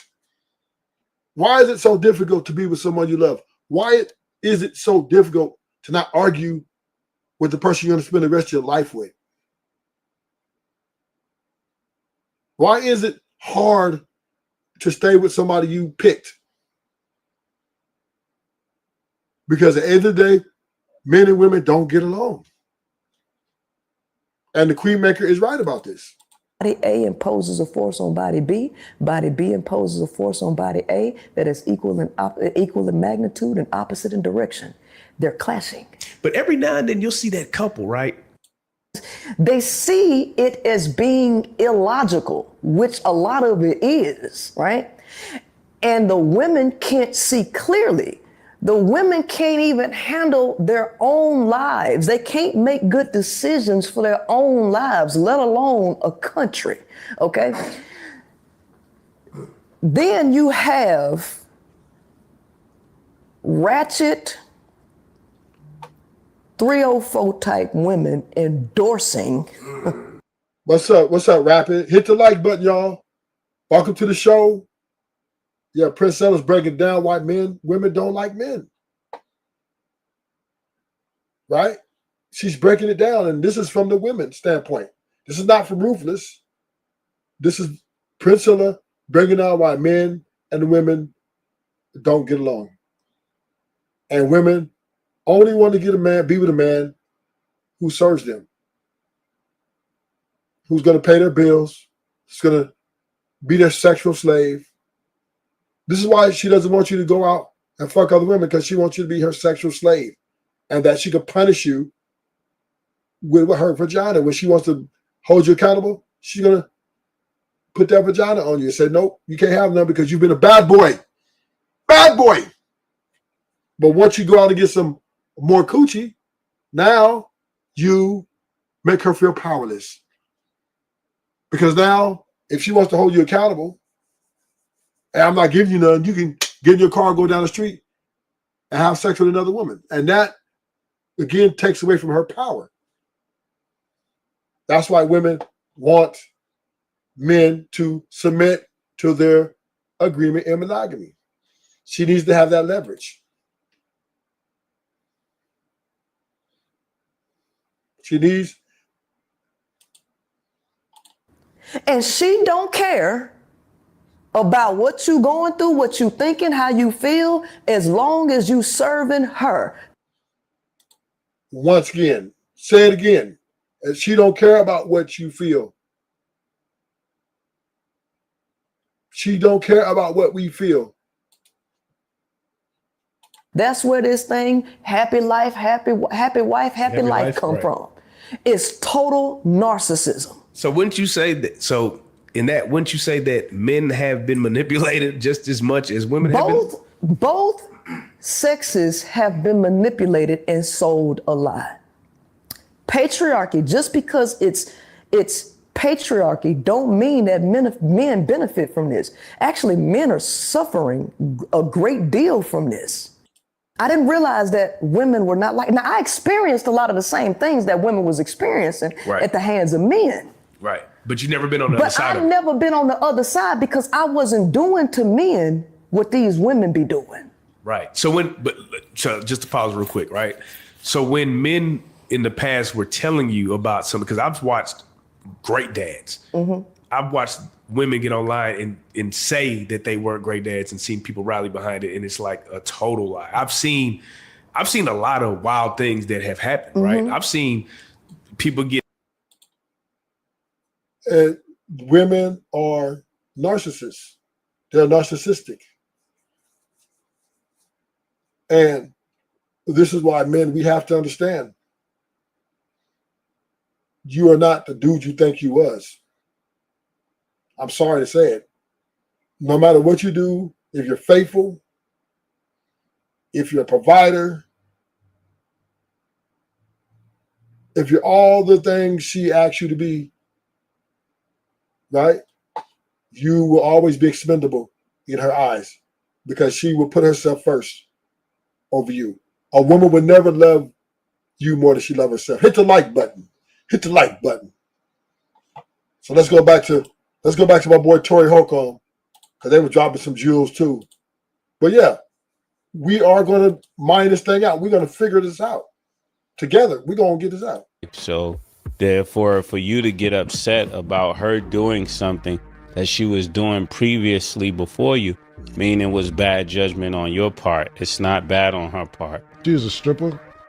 I don't think she was a stripper. She's just also YoungBoy's baby mom. Oh, young boy NBA? NBA YoungBoy. Why in the world would you do that? You could pick the right time. Dejounte Murray cries out on IG after his girlfriend and baby mama Janelle Michelle went out to clubs in Houston after flying out for work, despite promising him she would never go to the clubs when they got together. Now, I'm gonna just read some of this. Let's check it out. The fact that y'all went from, oh, she changed and living a great life and got away, then boom, he only mad she outside.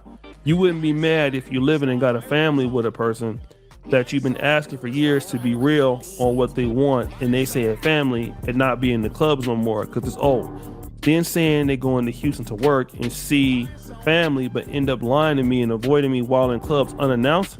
Why wouldn't I be mad? She is sacrificing her son, missing school for being in the club, shaking behind, and our kids having to be stuck in her mama house when she never communicated to being in clubs. At least send the kids with the daddy and not your mama. I made sure she never wanted for money. Tried to pay any dollar for a production team for content. Tried to get her back in school to learn how to open up salons, and I funded 100% and wanted nothing in return. It doesn't matter. He's in La La Land. No matter how much money you have, she's not going to. The person's not going to change unless they're ready to change, right? Sometimes you put them in a position, they give you all these promises and all that because you fall in love with them. But they're not going to change unless they want to change. That's what I'm saying. To me, talking to any stranger about this in public. If your girl, you can't get on the internet with a million words about how you feel about it. Sorry, and if you have to do that. The strongest, most powerful weapon in this world is temptation. That's more powerful than the gun, more powerful than strength, temptation. I have a special guest coming up. My guy.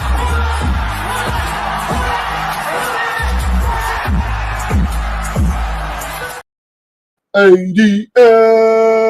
What up, Ruthless Truth? I just want to say something, Ruthless. So all those niggas out there talking trash about Trump, don't spend that $2,000 check when it come in. Don't spend that. Send it back.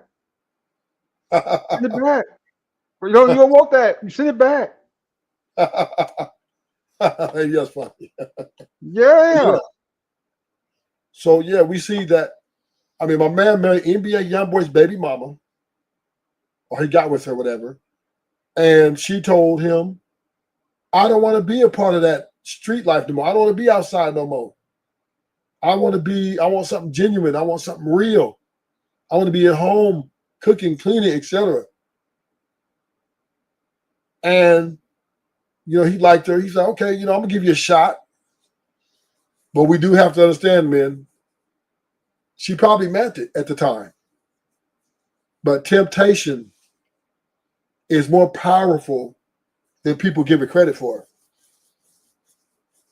And this is even for men, right? When we take that bad contract, oh yeah, I'm gonna be faithful to you, and go out and fuck another woman. It's hard. It's temptation is very powerful. It would overtake you.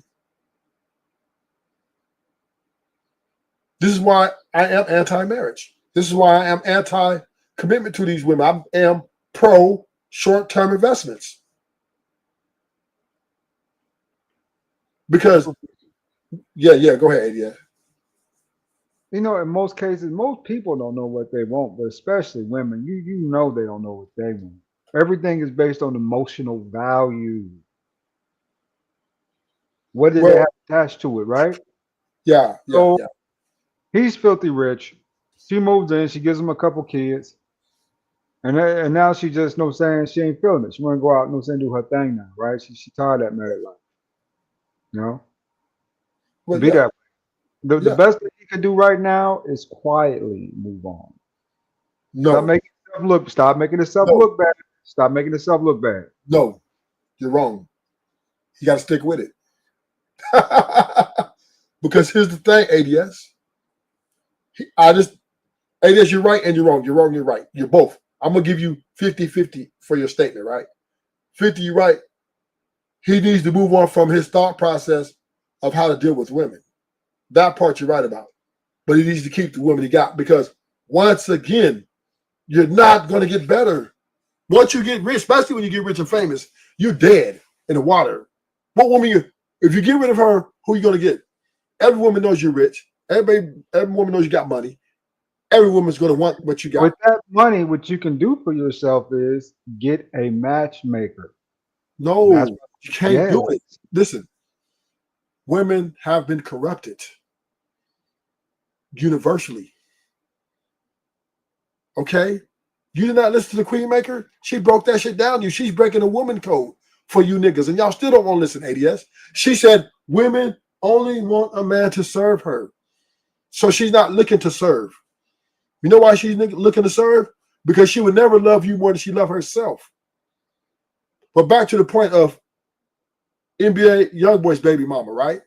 She probably, in her mind, wanted to be a housewife and all that stuff, but the power of temptation supersedes sometimes logic. As individuals what we want. Logic, especially if that's an emotional based person. If that temptation is what she really likes, yeah, she gonna play just based on her emotions alone, right? Yes, that she'll go for it. Yeah, so you gotta be careful on type of women. And this is why, yes. No, this is all women, universally. And this is why women in the workforce have been a negative thing for marriages. Because why? Because woman is the weaker vessel, like you. And thank you for that point, ADS. The emotional, and we understand that women invest heavily in their emotions. They're more emotionally based, and we understand that emotions are fleeting, and they're easily compromised. So when your woman's out working, getting to the bag, doing all these things, she's susceptible to temptation. Because you think, especially if your wife is super beautiful, dude's gonna be in her ear. Oh, you beautiful, you look fine. And, oh, I love that. Oh, girl, you're a bad bitch. Damn, niggas get friend zone about 3-4 niggas.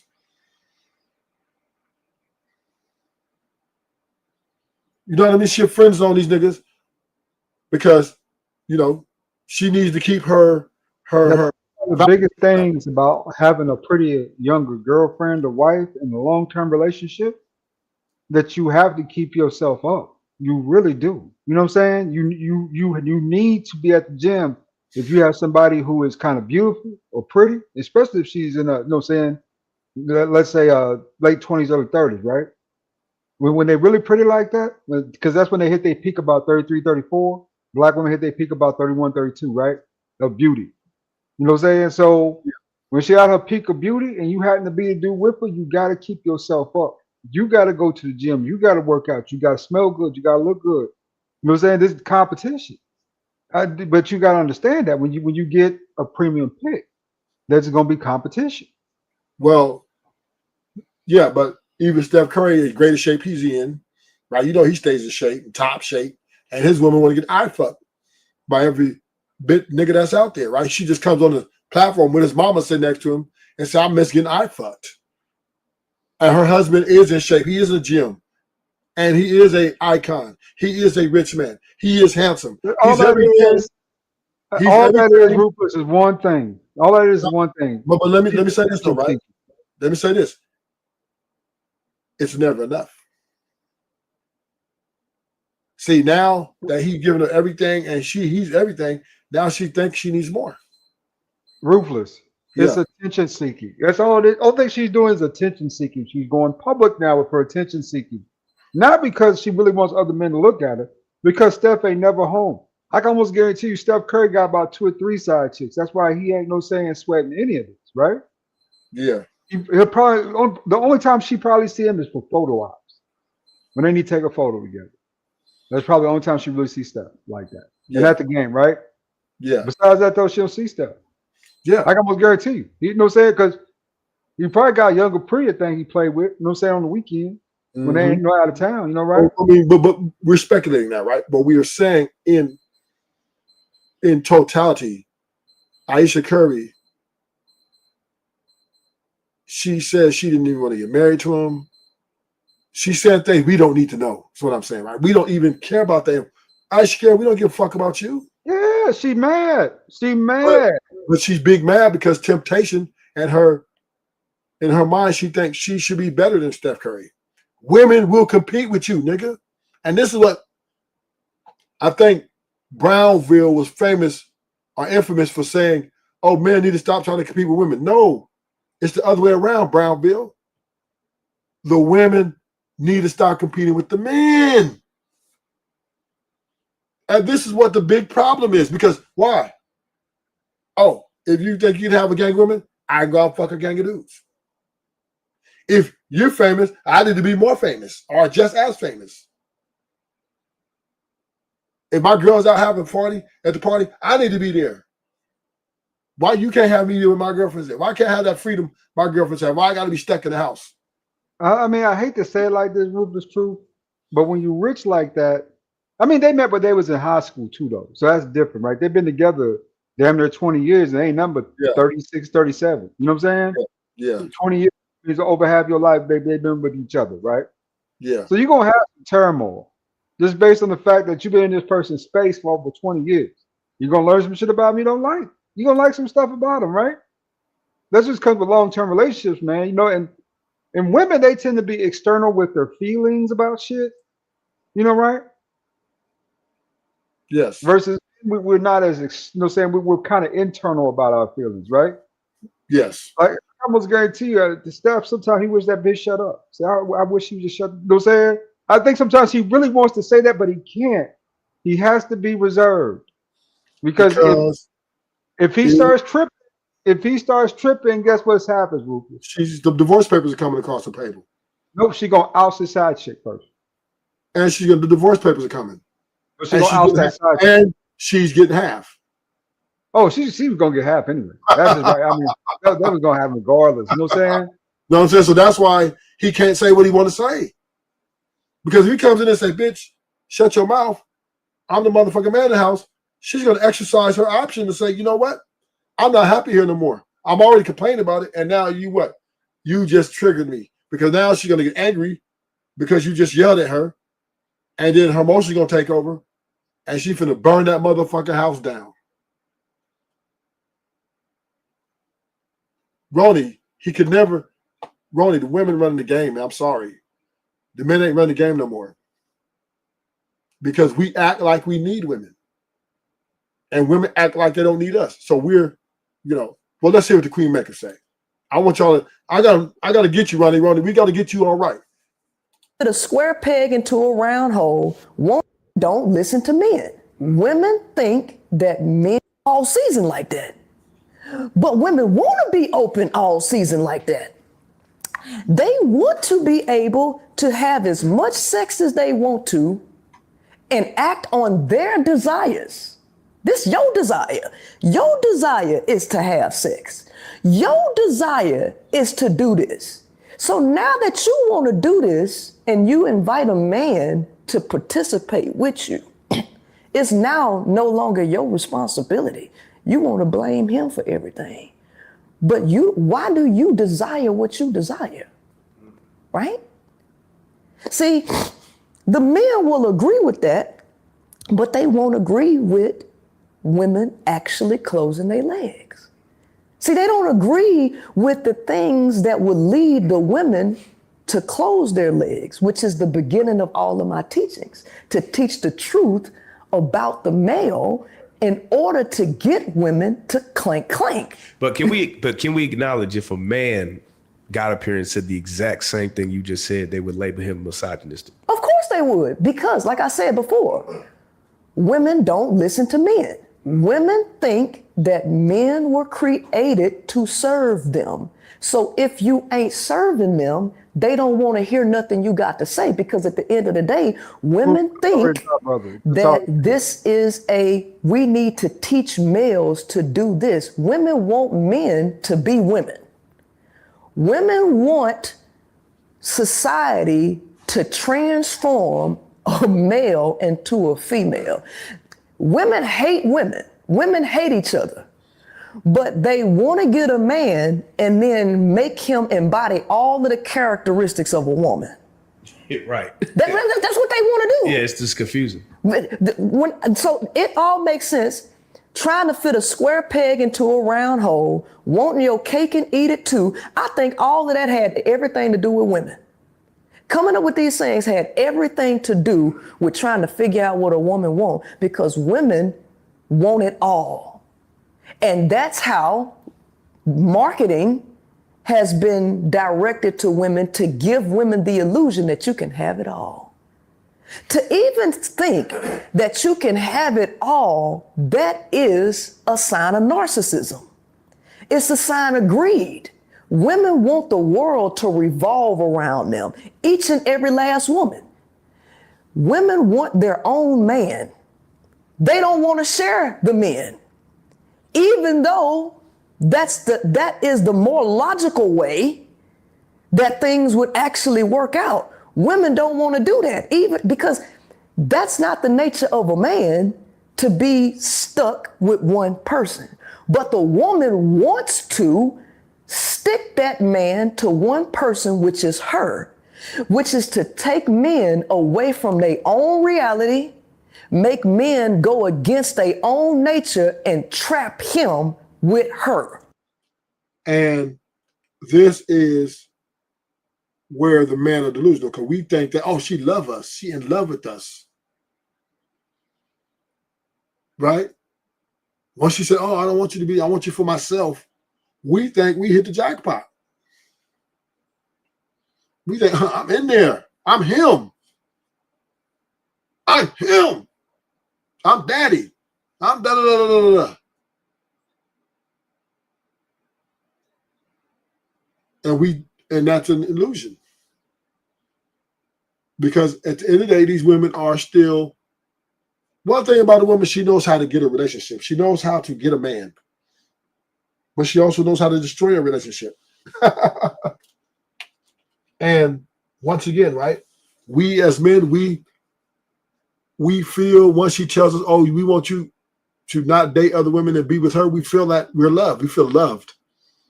It's a feeling of gratification. But not knowing that is a trap. Because a lot of these women out here with work husbands and doing all these things, these 3 or 4 things. You know, these hoes ain't loyal. So bottom line is, these women don't want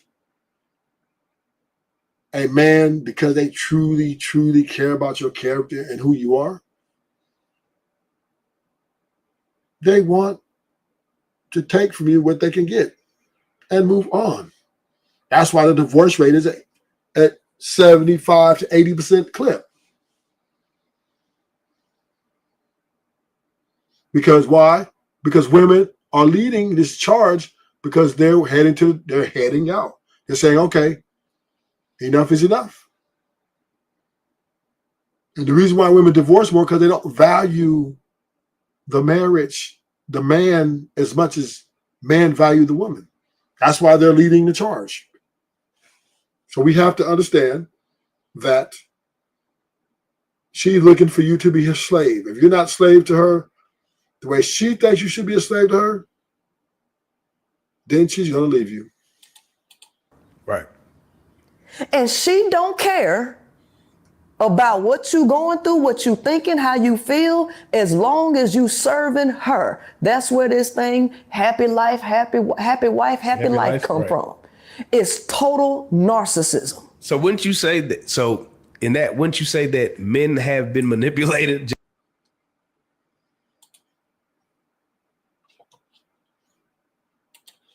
So I was going to play that to get ADS, so ADS can understand, so he can clearly get it clear, and Mr. Roney, so they can understand that this is the facts. The internet looks at it like, oh, you can't get in touch with the bitch. Dragging his own name through the mud as he's out here on these social media streets, crying his eyes out and telling everyone within earshot what kind of man he really is, and providing, protecting, doing his best impression of a superhero, Captain Save-A-Ho, and then himself in the slot and then running that slant route into stepdaddy season by taking NBA young boys, old main squeeze, Jania Michelle. You're an NBA player. You're dealing with somebody who's already getting clapped by NBA YoungBoy. Okay, he let her go. She's down bad. You come and try to clean her up, play Captain Save 'em. All right, and you spending money on her, having kids with her. You should have never did that. She's down bad. You would still no condiment after he did it. You never do that. But you young and you probably thought that you could, do that. But now you know, right? For you to take her on, you're taking on her, him, his crew, all of that. And I don't think women think about that, like who they get pregnant by. Like it's that is a deal breaker for especially elite guys or any guy that is of any type of value. That's a definite deal breaker. 100% correct. I just can't get leftovers. Like, what do you get out of that? Like, yo, because, and I don't mean females, I don't mean the baby mom, I don't mean disrespect you saying leftovers. How do you promote it? How do you go further than they went with it? Right. Because what men see this, and this is where us men have to get a better understanding, right? And just women are better in short-term roles. And that's what we have to understand. Women are not great in long-term roles. Because if you put them in long-term roles, they're going to leave. They get bored. It is hard to maintain someone's happiness for a period of long time. Being bored is normal. But once again, we got to stop taking this bad deal. We got to stop taking this trap. Well, we got a guest come to the show, and she finally made it up here. Let me give it a proper intro. You know. You got me confused with your other bitch. What other bitch? I'm with you every single day.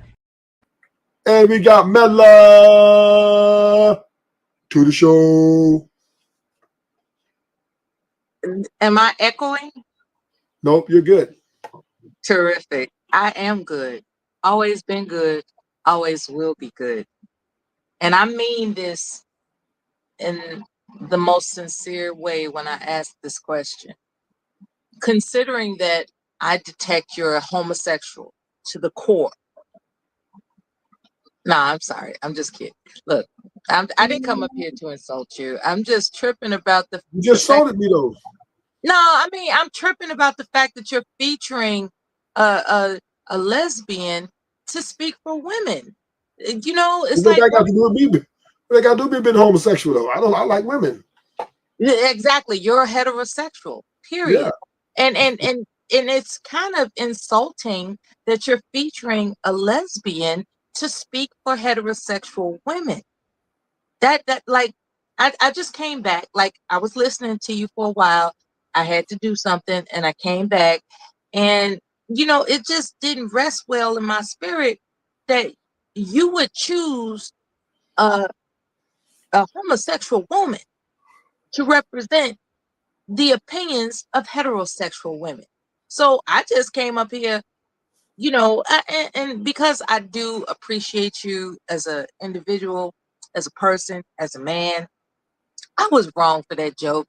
I'm fully aware with my capacity to interpret human dynamics that you are absolutely heterosexual.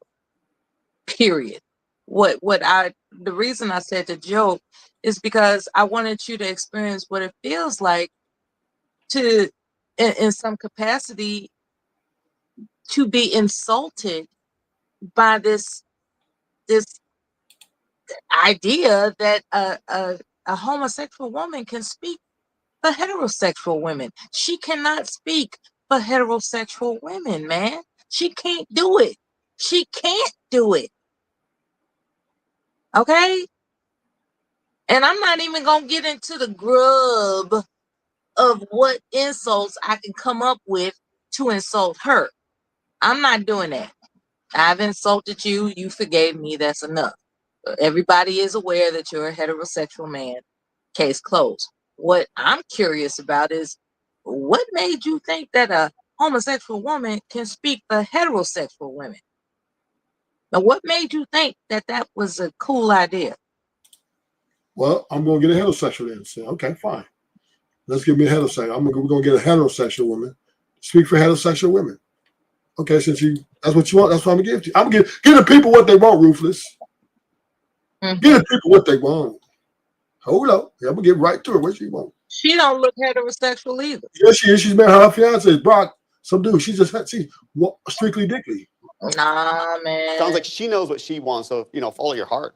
Yeah. I think the reason why people don't want love is because most women want their bills paid. They don't want love.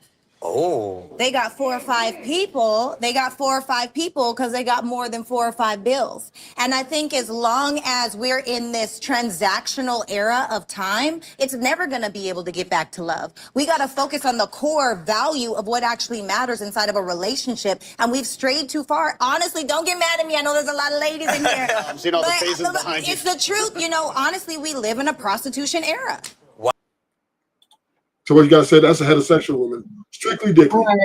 As far as we have not been informed of, she's never sold herself out because apparently all she cares about is money, right? Let's get to the nitty-gritty of the situation.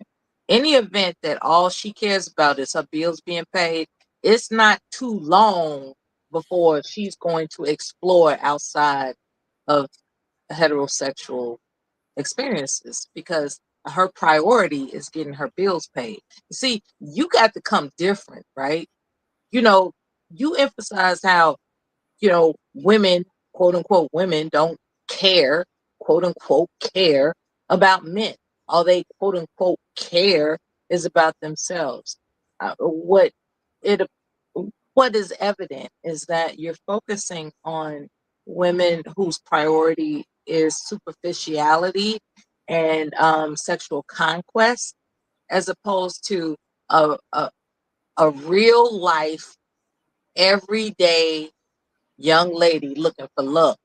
Like there are actual women, young ladies out here that want love. Like coincidentally, they grew up in a decent home where they weren't touched, abused, mistreated, or misused. They grew up having a pleasant childhood. They grew up with aspirations of being, hell, a poet or, you know, majoring in art or some, fanciful shit, right? They grew up with these fanciful thoughts because they were not abused. So it appears to me that you're focusing on the population of women who were abused. Am I wrong? Because women who were abused are a whole nother creed, baby. They are a whole nother creed. And it appears that you are focusing on the conflicts in relationships that occur with women, and dare I say men as well, who have been abused in one form or another. Why can't we discuss people that weren't abused? Like people with decent minded aspirations of love. Why can't we discuss that? Why is that off your table? Okay, I'm done. Okay, so there was a lot of excursions and unsubstantiated statements that you made. Because I don't know if Sarah found out was abused. There's no record of that. So I'm not going to go on your excursions of what somebody possibly could be or what possibly could have happened. So I'm not going to base any foundation. That's just your opinion, and you have a right to that. But the bottom line is, we have a problem now. So we have a problem. With women divorcing at 800,000 times a year is an astronomical number. Now, if it says 100,000, 200,000, I give you credence to your argument. I give credence to your argument. But women divorce rate, that is very high. Very difficult to convince anyone that, oh, yeah, everything's okay, even though women are constantly leaving. Right? And we understand that women also are not accepting marriage as they once did. Now they're not looking to get married right now, right? Because they're living their best life. Now, what we are doing, Mela, is comparing on Ruthless Truth Show is all levels of women, right? The poor women, the middle class women, and these women are attached to men or have been attached to men, to the rich, right? And we all can come to one conclusion, that you guys will leave anybody, right? That you guys ain't happy, you guys will get the fuck out of here. And we understand this. And I'm just trying to pass the message on the men that don't think it's all your fault. Don't think it's your fault. Don't think it's all your fault. When she wants to leave, a lot of it has to do with her. Whether you can be faithful, pay all the bills, you can do everything. And if she doesn't feel for you no more, like Shaka Khan said, I feel for you. Ooh, she's out. And this has everything to do with her and nothing to do with you. So I'm just trying to quit the finger pointing that, hey, man, it's your fault. We're not leaders. This is why women are doing this. No. And now you said that Queenmaker is a lesbian, but yet she has a kid, right? So she's obviously a bisexual. So she has experience in both worlds with both genders. I'm glad you said that. You know what? When it comes to my ideology of bisexuality, I don't draw gray lines. It's like either you are aroused by the same gender or you're not. I don't make gray lines when it comes to sexuality. I don't do this whole bisexual thing. Like either you're gay or you're not. Like that would be equivalent to a man saying, I wouldn't mind, I'm willing to get a blowjob from whoever gives it, meaning a man could do it too. Like nigga, that means they gay. It's like I'm tired of these extra words for something that's black or white. There's no gray when it comes to whether or not you cross the line. That's just my humble thought. Okay. Yeah, for me and my philosophy operating in this world, if I cross the, let's say hypothetically, which I doubt would ever happen, I get finessed. Okay. I get finessed. And next thing you know, I'm with a woman. Man, I'm gay. That's just the line. That's the line. It's a clear line. If you cross that line, there's no bisexuality. You gay. Period. Okay, fine. But does it mean she does not have the thought process of a woman and the way she looks at men? She has a wait a minute. She has a whole child. No. She Once you cross. She has a whole child. She is a mother. So she likes dick too. And she has experience to speak to towards men. And she is now confessing. And I agree with you, Ronnie Punt. Thank you, Ronnie. Now we getting on the same page, Ronnie. Just always be in position to reply. Thank you, Ronnie. Let me give a shout out to my man, Ronnie, boy. That my man. Why are you giving him a shout out when he ain't coming up here to talk to you? That's okay. As a matter of fact, I don't have a wrench on your channel. What's up with that? Because I gave you a wrench, man. Remember? And then you. And I don't have a wrench. You do got a wrench, Mella. No, I do not. Look at it. Look. Let me check. Because I wanted to type in something that referred to an article. And I was like, oh shit, I ain't got no wrench. I've been up here countless times conversing with you. Oh, okay. I'll give you a wrench right now. That's what I'm saying. Like, you take me for granted, man. Brother, we ain't got to talk about that no more. Whatever. Type in the chat right now so I give you a wrench. Oh, there, I found you, brother. I'm going to give you a wrench right now. You done took me for granted all this time. Everybody, grandmama got a wrench, and I'm the only one that come on the panel for some reason. company with you. What kind of shit is that? It's a few of them. Tamika comes up here. It's a few you guys come, but I'm gonna give you a wrench right now. I'm gonna give you a fucking wrench right fucking now. We ain't even gonna. I'm not asking for it. I'm just wondering why it never happened. Were you so captivated by my conversation? Were you so captivated by my conversation you forgot that I don't have a wrench? I gave you one for some reason. You forgot because you took me for granted. And this is what men do. They take a woman that sticks around for granted. No wonder why we leave guys. You know, when it comes to a good woman, some men just don't deserve it. Type in the chat real quick. They take them for granted. Mel, type in the chat real quick. I'm not looking at the chat. I'm talking to you. All right, type in there so I can give you a wrench. I don't want your wrench. You don't want it? No. All that crying you did. Hey, thank you for proving our point. You know, y'all don't know what y'all want. It's like, I'm going to give you what you want now that you complained about it. It would seem that that's a reward factor. You don't do nothing unless we complain. Brother, I already told you I thought I gave you one. So we can fix this right now. But why did you think that you did? Because for some reason I thought I gave all the girls who come in all the time a wrench. Sugar bum. Oh, you call us girls. We're girls. Ladies, girls, women, whatever you want to be called. Take your pick.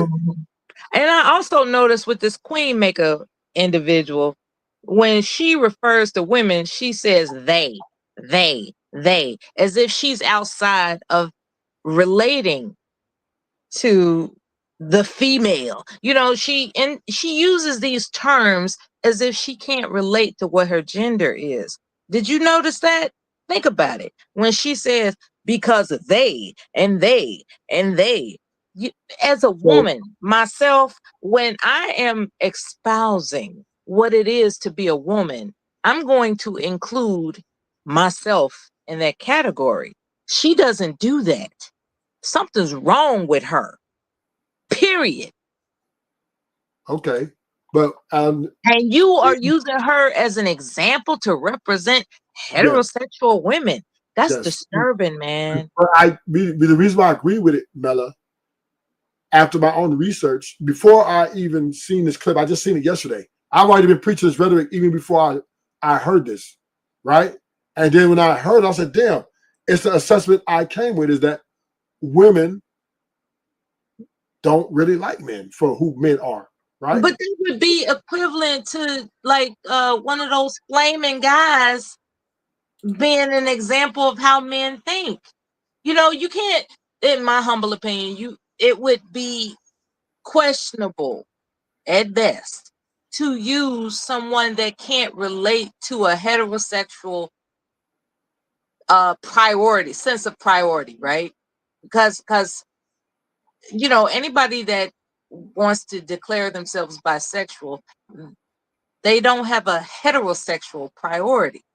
So what justification can you give that she is the spokesperson for women when she doesn't even associate herself with how women think?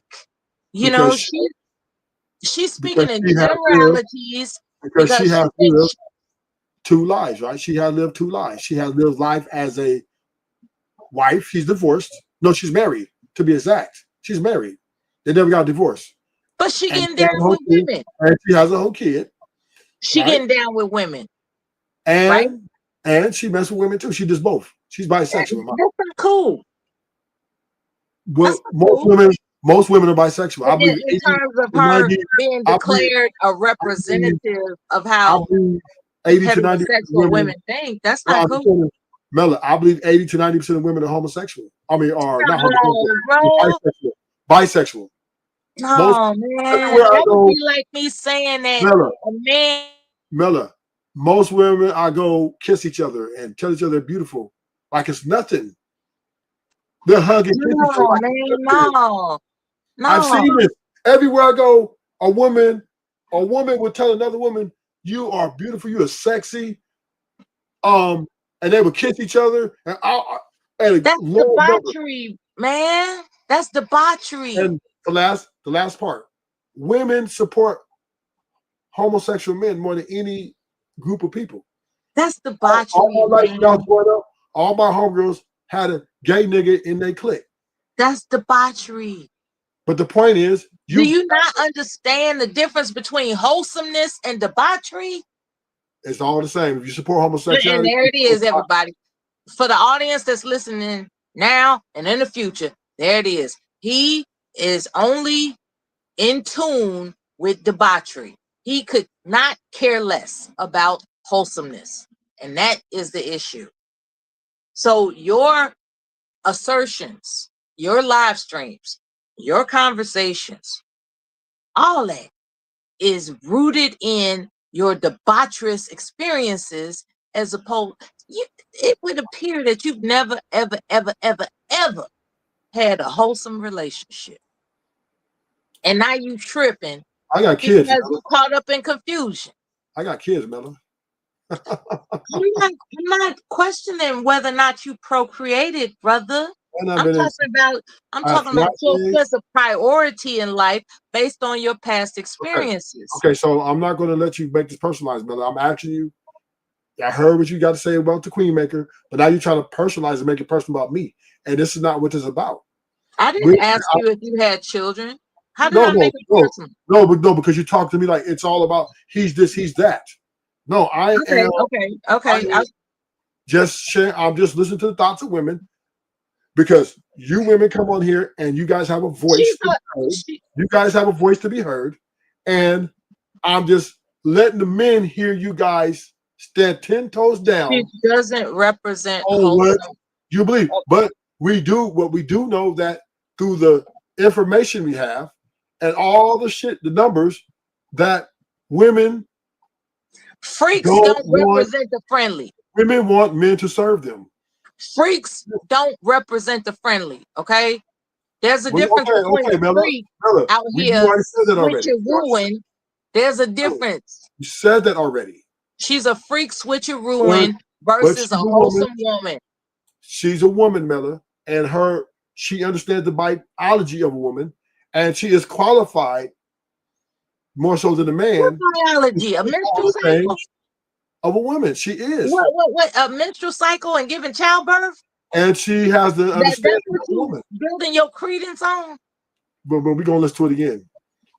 Nah, y'all going to listen to it again. Okay, then.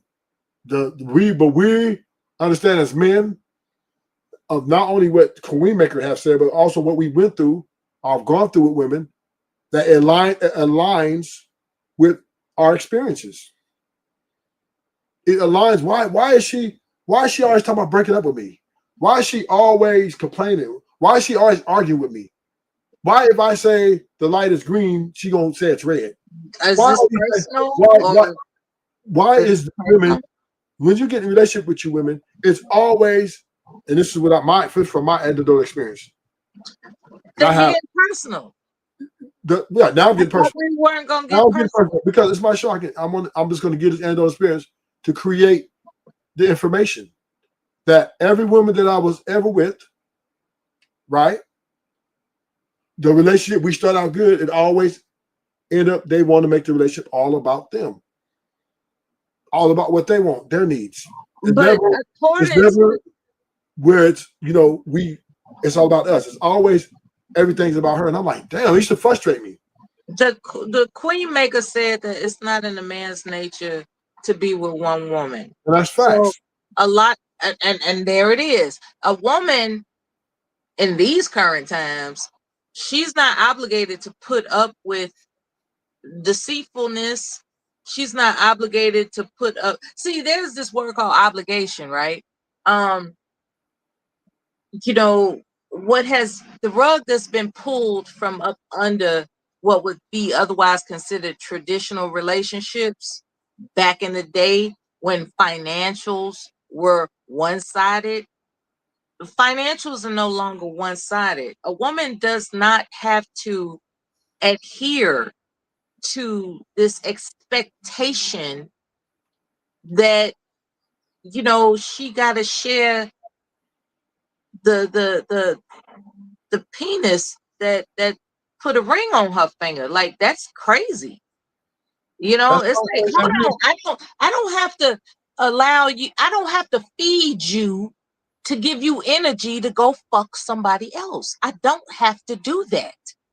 Like, you married me because I look good, I cook good, everything's smelling right and looking right, everything's cozy and warm, and I feed you, and you get the energy in your nuts to go fuck somebody else? Nigga, are you crazy? No. Yes, divorce with a capital D. Dissolution of marriage. It's gone. It's gone. Mela. It's gone. Right, Mela. You just verified the Queenmaker's point. It's not a man's nature to be with one woman. Why should we be bothered with that, baby? Why? Why take the ring? Nobody's taking your ring. You just said that people are not choosing marriage anymore. Nobody's taking that bullshit anymore. Period. I thought I heard some silence. What you got? Nobody's taking that. The numbers show it. Nobody's taking that. If you got, and she really fucked y'all game up when you think about it. The fact that she's asserting that you want to give her credence and credit, she's saying it is not in a man's nature to be with just one woman. That's and a fact. You are co-signing it, and I'm emphasizing to you, based on that, as you declare a fact, nobody's signing up for that. Nobody. So once again, Mela, you guys don't have to take the ring or the relationship. You guys don't have to do it.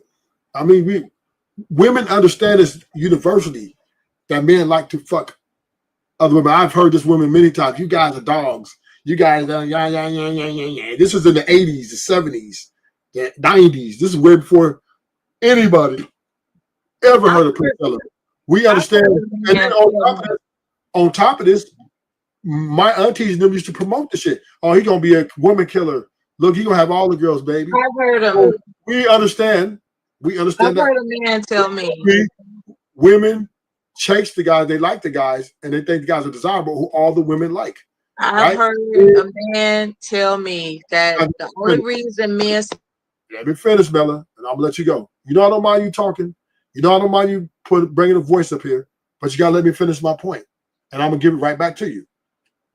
We understand that, and women understand that men like to have multiple women.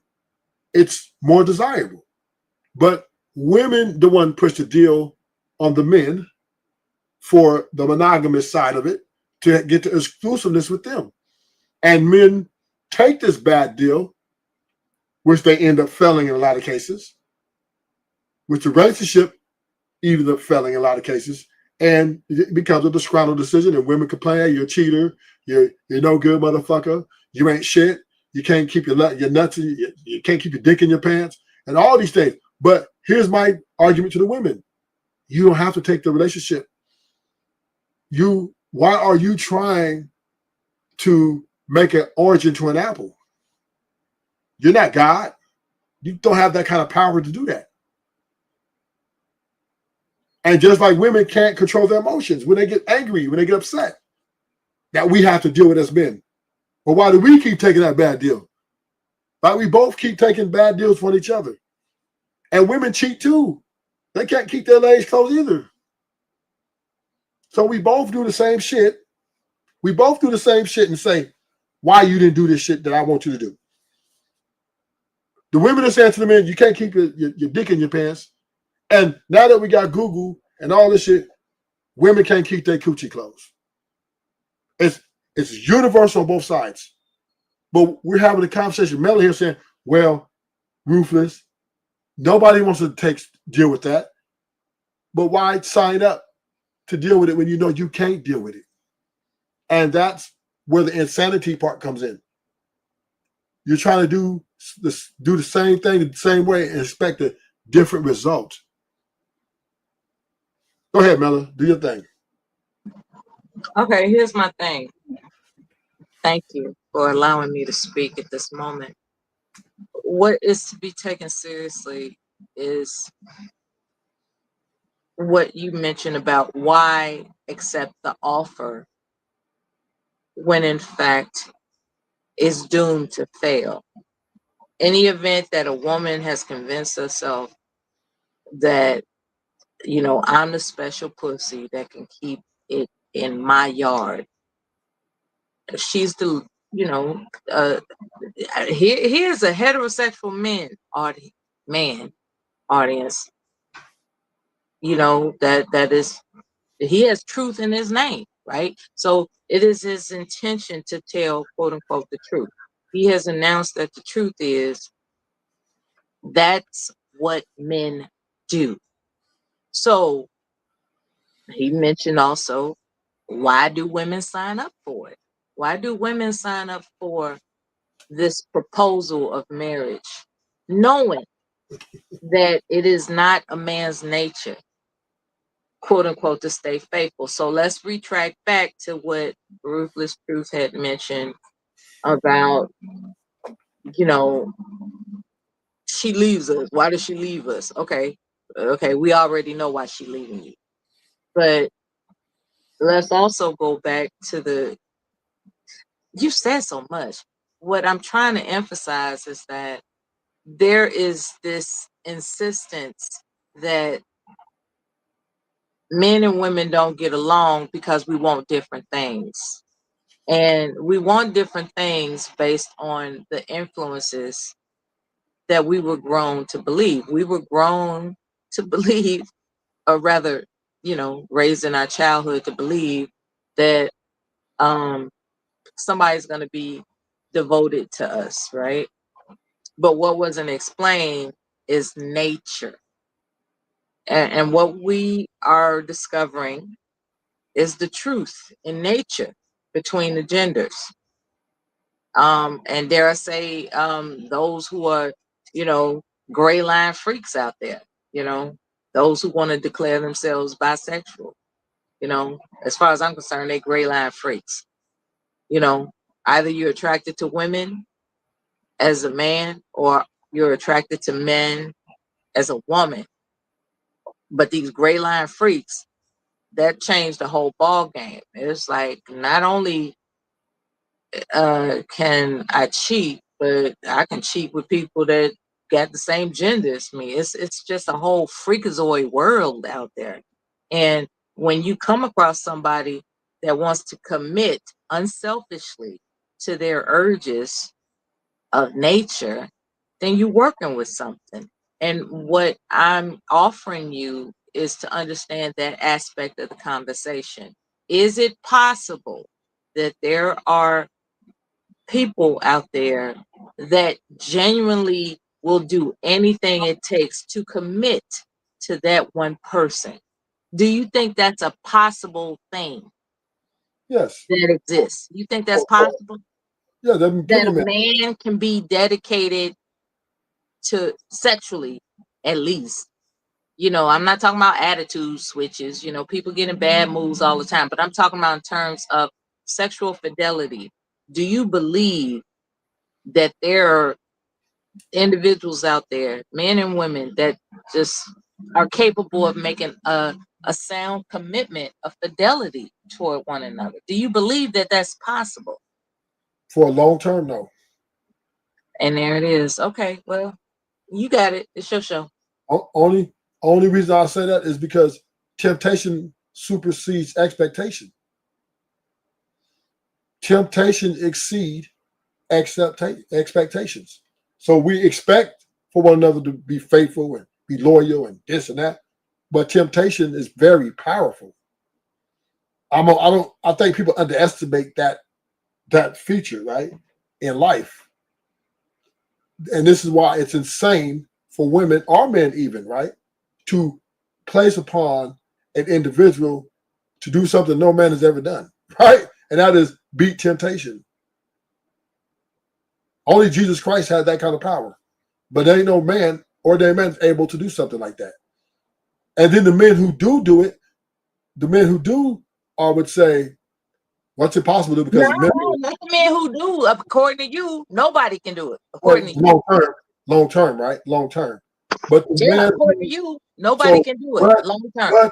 But there are men out here, right, that even though mentally they may, because you can't never not cheat, because mental, you're gonna see somebody lustfully. If you think about it in your mind, you're already cheating already. But for the sake of women, right, there are men physically not acting on their thoughts, right?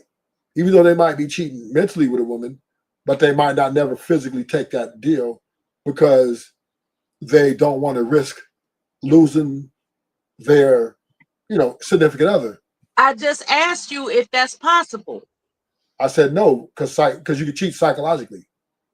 No, okay. I'm talking about fidelity, right? Fidelity includes that's a physical thing. I'm not talking about what somebody's imagination is. Okay, I'm not talking about that. I'm not talking about the imagination. I'm not talking about the ideation. I'm not talking about all those TIONs. I'm not talking about that. I'm talking about the actual physical dedication to one person. Well, yes, do you believe that is possible? It's happening right now. So what are we discussing? There are men dedicated to their women, and they're getting cheated on. Okay, so and then there's women. There are women being dedicated. You throwing this whole if you psychologically cheat, if you imagine that you're cheating, if you lust after somebody, do you know how many? Okay, here's the thing. That's why comparison. Hold on. Comparison. Respectfully, rather. Comparison. I'm sorry. Let me get my shit together. Comparison is the thief of joy, right? This is a phrase that people might be familiar with. With that phrase in mind, comparison. Lust, like when someone views someone that is lust-worthy, here comes the comparisons, right? Like, damn, baby can't break it down like that. Like, look at this, look at this, look at this right here. Oh my God. That's the comparison part of lust. The obligation is to not act on it. That's all you got to do is not act on it. Not you, but I mean anybody. That's all you got to do. It's okay to lust after somebody because it's based in comparison. We have eyes for a reason. Of course, we're going to compare, which can lead to lust. But the trick is to not act upon it. So, and then there are men out who are not acting upon the very things they lust after. But that's not what you said. You said it's a man's nature to not be with one woman. We want So let me explain. We always want different types of women, right? We like different styles. We will always lust after that. But there are men who exercise what they call de-discipline, right? Like let's say Steph Curry, or some guys who care more about their legacy, and they're more into their And how do career. they do that? Like once they see a temptation, how do they avert it? Well, like let's say a guy like LeBron James, Steph Curry, they focus more on their crafts and their family, right? Do they And masturbate? no, they got wives. They got wives. Yeah, I'm saying if they on the road, away from their wives, and the road girls come through, and there's some very appealing road girls. It's like I'm going to my hotel room, y'all kick rocks, and he's in this hotel room by himself, knowing he has seen women whose breasts are this and they ass are like that, and then thighs and them, just everything, that just the beauty of what it would be like to feel inside of her. So he goes back to his hotel room alone as a married man. What does he do to avert dwelling on that temptation? Maybe do a Zoom call with his wife, or they on FaceTime together, and then They do Zoom sex texting and sex yeah, calls. yeah, probably that's probably what. Yeah, they call their wife and Zoom call, and they have little, and he jacks off in the room. But because see, They these do guys, mutual masturbation over video calls. That's how these superstars are alleviating themselves so that they don't screw around on their wives. That's what they're doing.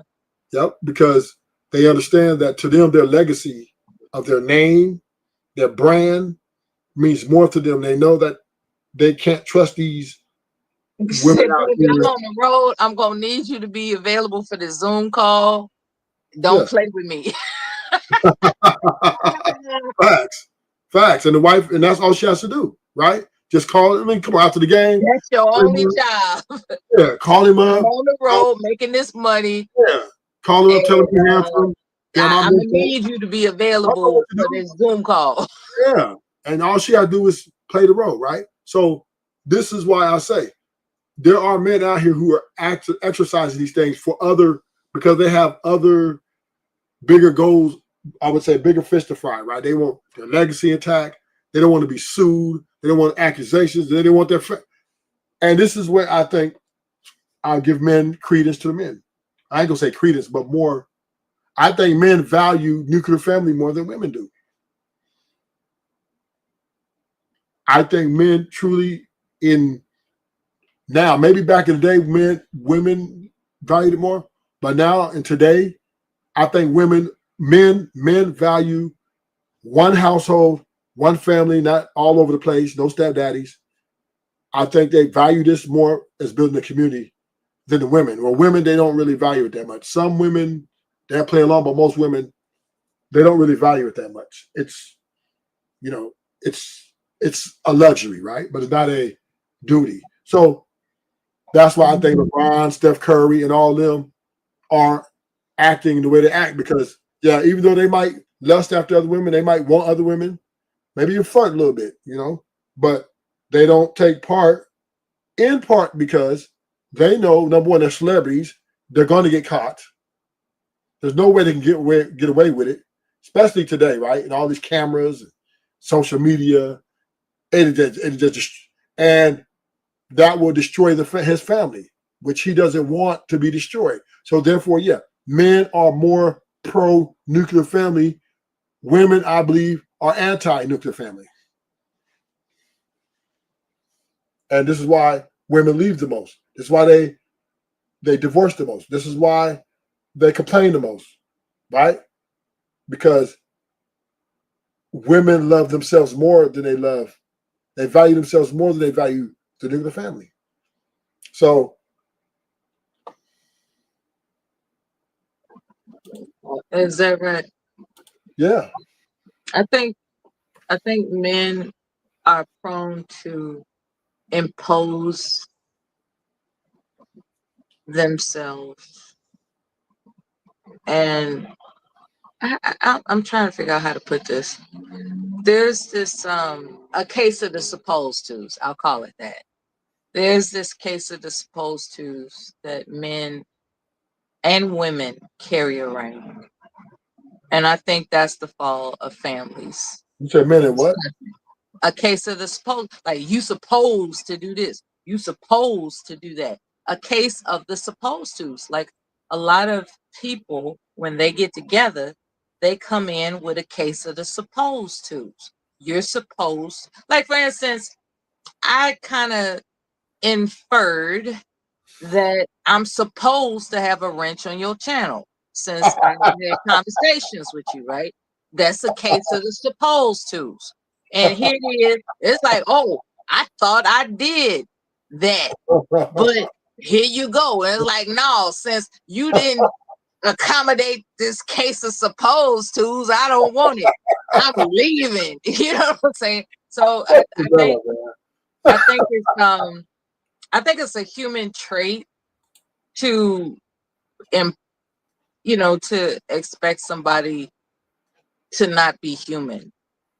And that's what that's my hypothesis of a case of the supposed to. So it's like to really find it unreasonable that you perceive you already did something is not that. I mean, like I'm not trying to, declassify your humanness. It is a human trait to be like, oh, I thought I did it.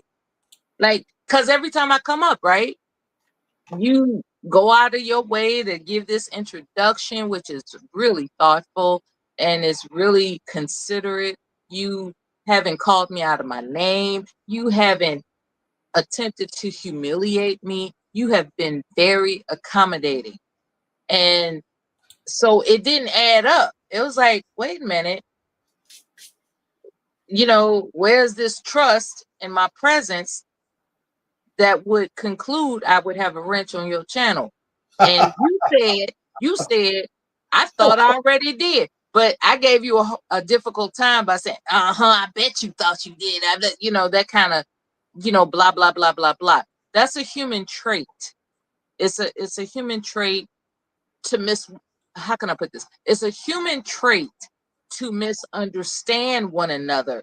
Where the conflict comes in is when we carry a case of the supposed tos as human beings towards one another. It doesn't have to be romantic. It doesn't have to be a relationship. It doesn't have to be pair bonding. I'm just talking about human beings in general. Like, I'll give you a story that has nothing to do with relationships, right? I'm at a grocery store. This black man is ringing up his groceries, and the woman doesn't, the cashier, she doesn't speak English very well. And, he's telling her something, and she's just staring in his face. And he took that as an insult, as if she's supposed to understand what he's saying to her. But in fact, she didn't. All she knew was she's supposed to be a cashier and ring up the groceries. And thank goodness I was there, because he was getting really enraged. He was starting to, amplify his voice to a embarrassing level. And I said, sir, she does not speak English well. She's not understanding you. Perhaps you could go to customer service. And he was like, oh, I never thought about that. I never thought that she didn't know how to speak. I thought she knew what I was saying, but she was just looking at me crazy on purpose. And that's an example, a general example of the case of supposed to. He thought because she's serving the public as a cashier, she's supposed to understand what he's saying. And in that instance, she didn't. So all she could do is look at him like, I wish I could respond, but I really don't know what you're saying. So I hope I gave it to you both ways in terms of how, when it comes to relationships, no one has this workbook, this manual as to how to conduct them, or even how to evaluate dimensions of compatibility before you involve yourself and attach yourself to somebody. Nobody has a manual for that. We could pretend like we got a manual for that, but not really because we're all individuals. What the problem is, we all have a case of the supposed twos. That's my speech. I hope you enjoyed it. Thank you, Ruthless Tree. Okay, so then we also, and this is why I'm on the women's case a little bit more. Not the men are delusional, I ain't gonna lie. But the women, the only where your argument falls a little short, Mella, is you women demand a price for your time or for your exclusiveness. So the prices that you're charging, right, is what you, and the contract you're saying, hey, you want me exclusively? You want this? You want that? You need to be the man and be a provider. And that is a price, right? And men are paying upfront costs, right? Even before they marry you, even before they even know if you're going to be their wife or not. They're lifting upfront price. They're giving upfront costs, and you women are accepting it. You guys are receiving payment, which means entails that the expectations that y'all giving this guy is for this price is what I'm selling myself for. So therefore, if you're selling yourself, then you need to uphold your end of the fucking bargain. See, men, we pay for loyalty. Women, y'all demand loyalty and y'all don't even pay for it. Y'all get it, y'all ask it for free. Y'all ain't, if you tell a woman, if a man tell a woman, look, you want me to get rid of all my other girls? Yeah. You have to pay me. She's like, hell no. If you tell a woman, hey, I want you to be faithful to me and loyal to me, and you say, hey, that costs, she's gonna be hell no. But what women do when they talk about exclusivity, because they got 3 or 4 guys getting at them, jocking for position. Hey, I want to boo you up. I want to boo you up. Y'all say, oh, well, first of all, the one I like the most, okay. And then the one you like the most, you say, hey, you want this seat in this chair? You're going to have to pay. Y'all don't say it that way, but it's the insinuation is there, right? Oh, so now at the end of the marriage, a guy in $100-some thousand into investing in you, you say, I'm not happy no more. So we do understand that you guys come with a cost. So therefore, it's more expectations for you guys to keep your end of the bargain. That means don't be arguing with me. You need to keep that coochie exclusive because I'm paying for this shit. The fuck? I'm paying for this shit. And that was you. You the one put the deal on the table. You the one put the deal on the table. Okay, you want this? I would have took you. I would just dated you, and we could just have sex and have a situationship. But you're like, no, that's not how I am. I'm not that kind of woman. I don't have sex outside of a commitment. Okay, fine. I like you enough to do this. And then you say, okay, this is the price. So that's where I say it's different for women. And I put more onus on you guys because you guys are accepting the expensive gifts, the lifestyle. So the expectations is you guys are obligated to finish the contract that you structured for yourself. The women are making their own contracts with the men. That means you're obligated to live out your fully guaranteed contract that you put yourself in. Nobody forced you. Nobody put a gun in your head. Now, this is where I'm going to have to get on the men. And this is where Mella is. I have to agree with Mella on this. You can't buy loyalty, nigga. And if you think for 1 minute that money and time and good dick and emotional support is good enough to keep a woman from liking another man, you got to be delusional. Because we do know that women are enslaved to their emotions. And we do all know that emotions are fleeting. So for you to invest in a unstable emotional creature and expect her not to act in those emotions is another insane propagation. Us men have to understand women change with the weather because of they're attached to their emotions and with the way they feel. So you do have to understand the woman that you're investing in or putting up the money for, she might change. Her feelings may change through the course of time. And this is just the reality of dealing with a woman. Now, this can happen to men too.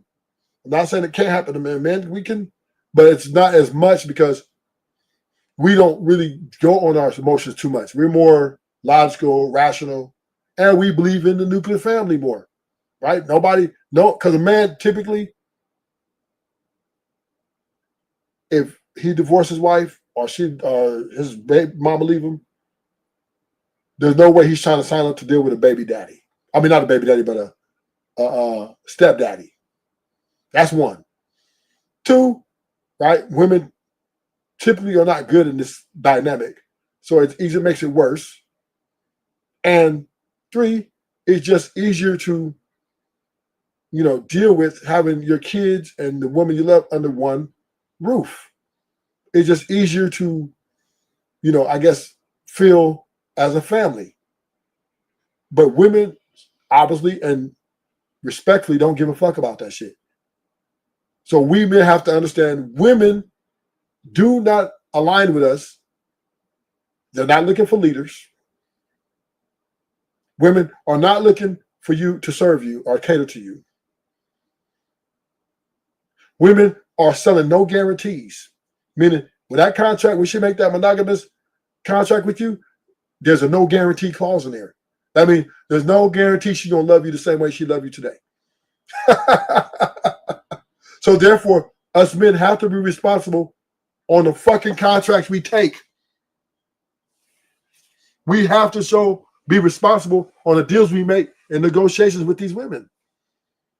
We have to own up to this. And that's the fact of the matter. We can't blame the woman. We can't blame the woman anymore because now we understand how they are. The Queenmaker said it. A lot of these women said, hey, they don't need a man. They want to visit their line of independence. If they feel that you're not good for them, they have no problem with divorcing you. They have no problem with getting rid of you and replacing you. So we have to understand when we're dealing with women, they are their own entities. They are their own autonomy. And they have a right, if they want to walk away. And this is what you're invested in. So I got another video. Let's go back to this. And I just don't understand it, man. Polite savages, lady polite savages, I'm not going to make your Devontae Murray feel bad all by himself. Where lo, yo, ho, and behold, Akash Singh, the co-host of Flagrant Podcast with Andrew Schultz, being accosted in ether by the Fresh and Fit podcast, exposing that his so-called virgin wife was not a virgin all along, putting Akash Singh in a truly bad place, where his wife Jalene Singh on the Main Character podcast divulges and airs out all her dirty laundry, revealing she was never a virgin as she so claimed, telling anyone willing to hear about how many guys that jumped in her cockpit and took her for a test flight. Different. My wife also hadn't had any sexual partners, so that helped us connect a lot more. Now, let me ask you this: do you believe her? If you've seen her, then it's hard to believe. Yeah. I remember I was just like, "What?" She was 22, I was 31. There was an age gap. Said it, and then I was like, when she said, "I'm a virgin," you went, your heart exploded. Yeah, yeah. That's great. So happy. Yeah, that's for so sure. relieved. Yeah. And it was just like, it felt right. It was like, oh, God brought me this person that like we already connected, and like she also isn't having sex. The guy that I was kind of with right before him was also a virgin. I didn't know you were a virgin too. So I was a virgin too when I met him. Akash has been with one girl in his life who is his wife. That's my wife. Sometimes I get so painfully nostalgic for college. I was I'm living my best life in these white boy frat houses. I'm actively trying to have an orgy because, and you haven't seen Nav yet. His body goes crazy. His face card always slays, never declines. And it's kind of weird because I'm talking about your husband. I just know that Nav's dick is like at least 10 inches. Thanks for being on the main character pod. We love you. We hate you. I guess we respect we you. love you, but I actually love you in my all of all of you. Trust me when I say that with a wife like this, you do not need no damn enemies. Okay, I have two butthole stories. So one time I met this guy on Tinder and I made the dumb mistake of letting him sleep over, like not really wanting to fucking hook. And I like woke up in the morning and like my was a little sore. Oh my God. Do you know why I think I have like a good marriage? I think it's because my husband's never here.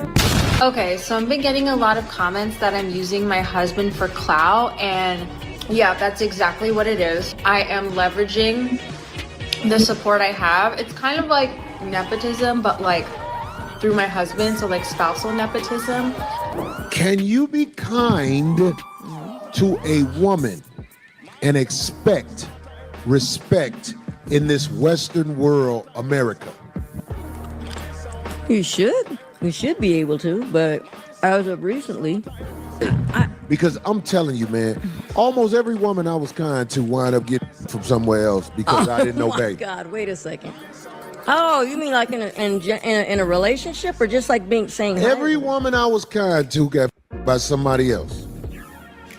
So, polite savages, lady polite savages, I do have a question for all of you. Who do you think takes first place? Akash Singh or Devontae Murray in having the most disrespectful wife on the internet? But I know, yo-ho, wait a minute, there's also Jada Pinkett. Oh shit. As well as Aisha Curry. But in my humble opinion, polite savages, well, I think Devontae Murray is the biggest loser of them all. Wifing up and having a baby mama with a single mom. Now, ladies, don't get your panties all up in a bunch with all things being equal. You look at the profile of all these different ladies. Jania Michelle is the only one that brings a kid into the relationship when compared to all the other women. If you're gonna have to deal with a disrespectful woman in the first place, then it's really the option without any kids. Because this man has invested into a kid emotionally, mentally, and monetarily with a kid that is not his. These hoes ain't loyal. Yeah. These hoes ain't loyal. And it's okay. Men, we have to see, this is the mistake us men keep making. We keep trying to wipe these girls out. We keep trying to have a long-term, healthy relationship with people who don't want to have healthy relationships. We got to see women for what they are. They're living in their truth. And we ain't going to change them. It's just no way we're going to change these women. These women are going to continue to grow into individual, independent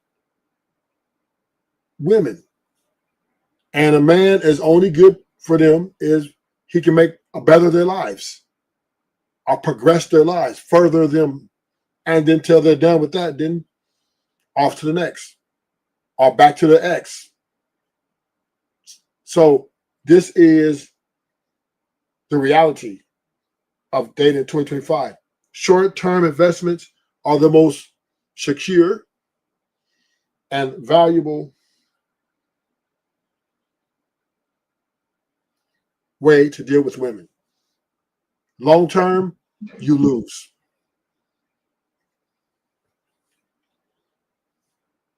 What you got to say, Mella? I was wondering if there are statistics about the success of arranged marriages? And what are your thoughts about arranged marriages? Well, typically arranged marriage works if, number one, if all the women got to be super poor and uneducated, and the husband got to be super rich, then I think arranged marriages works. But in America, with educated women who are able to make money, it's not even close. It's not even a possibility. Okay. Yeah, it sounds like you got your mind made up that it's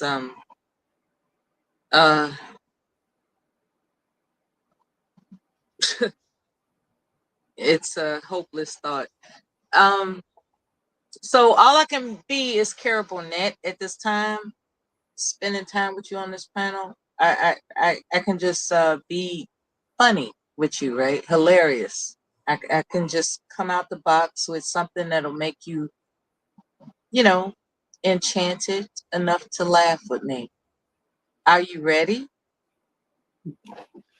Are you ready? No, I'm not. Of course you're not, because you got a case of the supposed tos, and that's understandable. What I have in mind is a song, because while you're displaying all this and saying all this, I'm thinking about duality, right? How,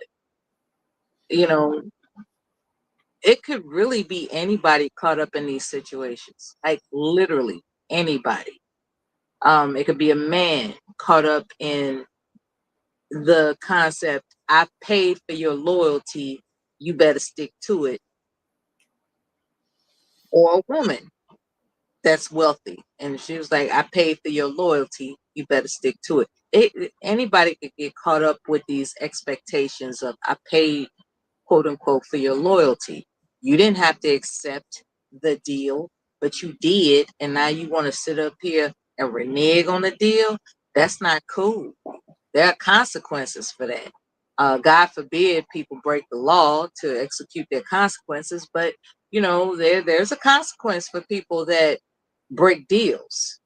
Because you're right, if it wasn't explained that one's philosophy is, I got everything you need, I want to offer it to you. The deal is that you give me your loyalty. And then they change their mind over a course of time. That's fucked up. And there's some consequences for that emotional disappointment, right? So Yeah. I get it. What I'm gonna offer you is a chance to sing with me a song that represents duality. It's called Is You Is or Is You Ain't My Baby. Okay? I'm gonna put the lyrics in the back chat and we're gonna sing it together. We ain't gonna do it. Hell no. I don't sing. I'll sing it to you. I'll sing it to you. Okay. Not a problem. I'll sing it to you. Let me bring it up.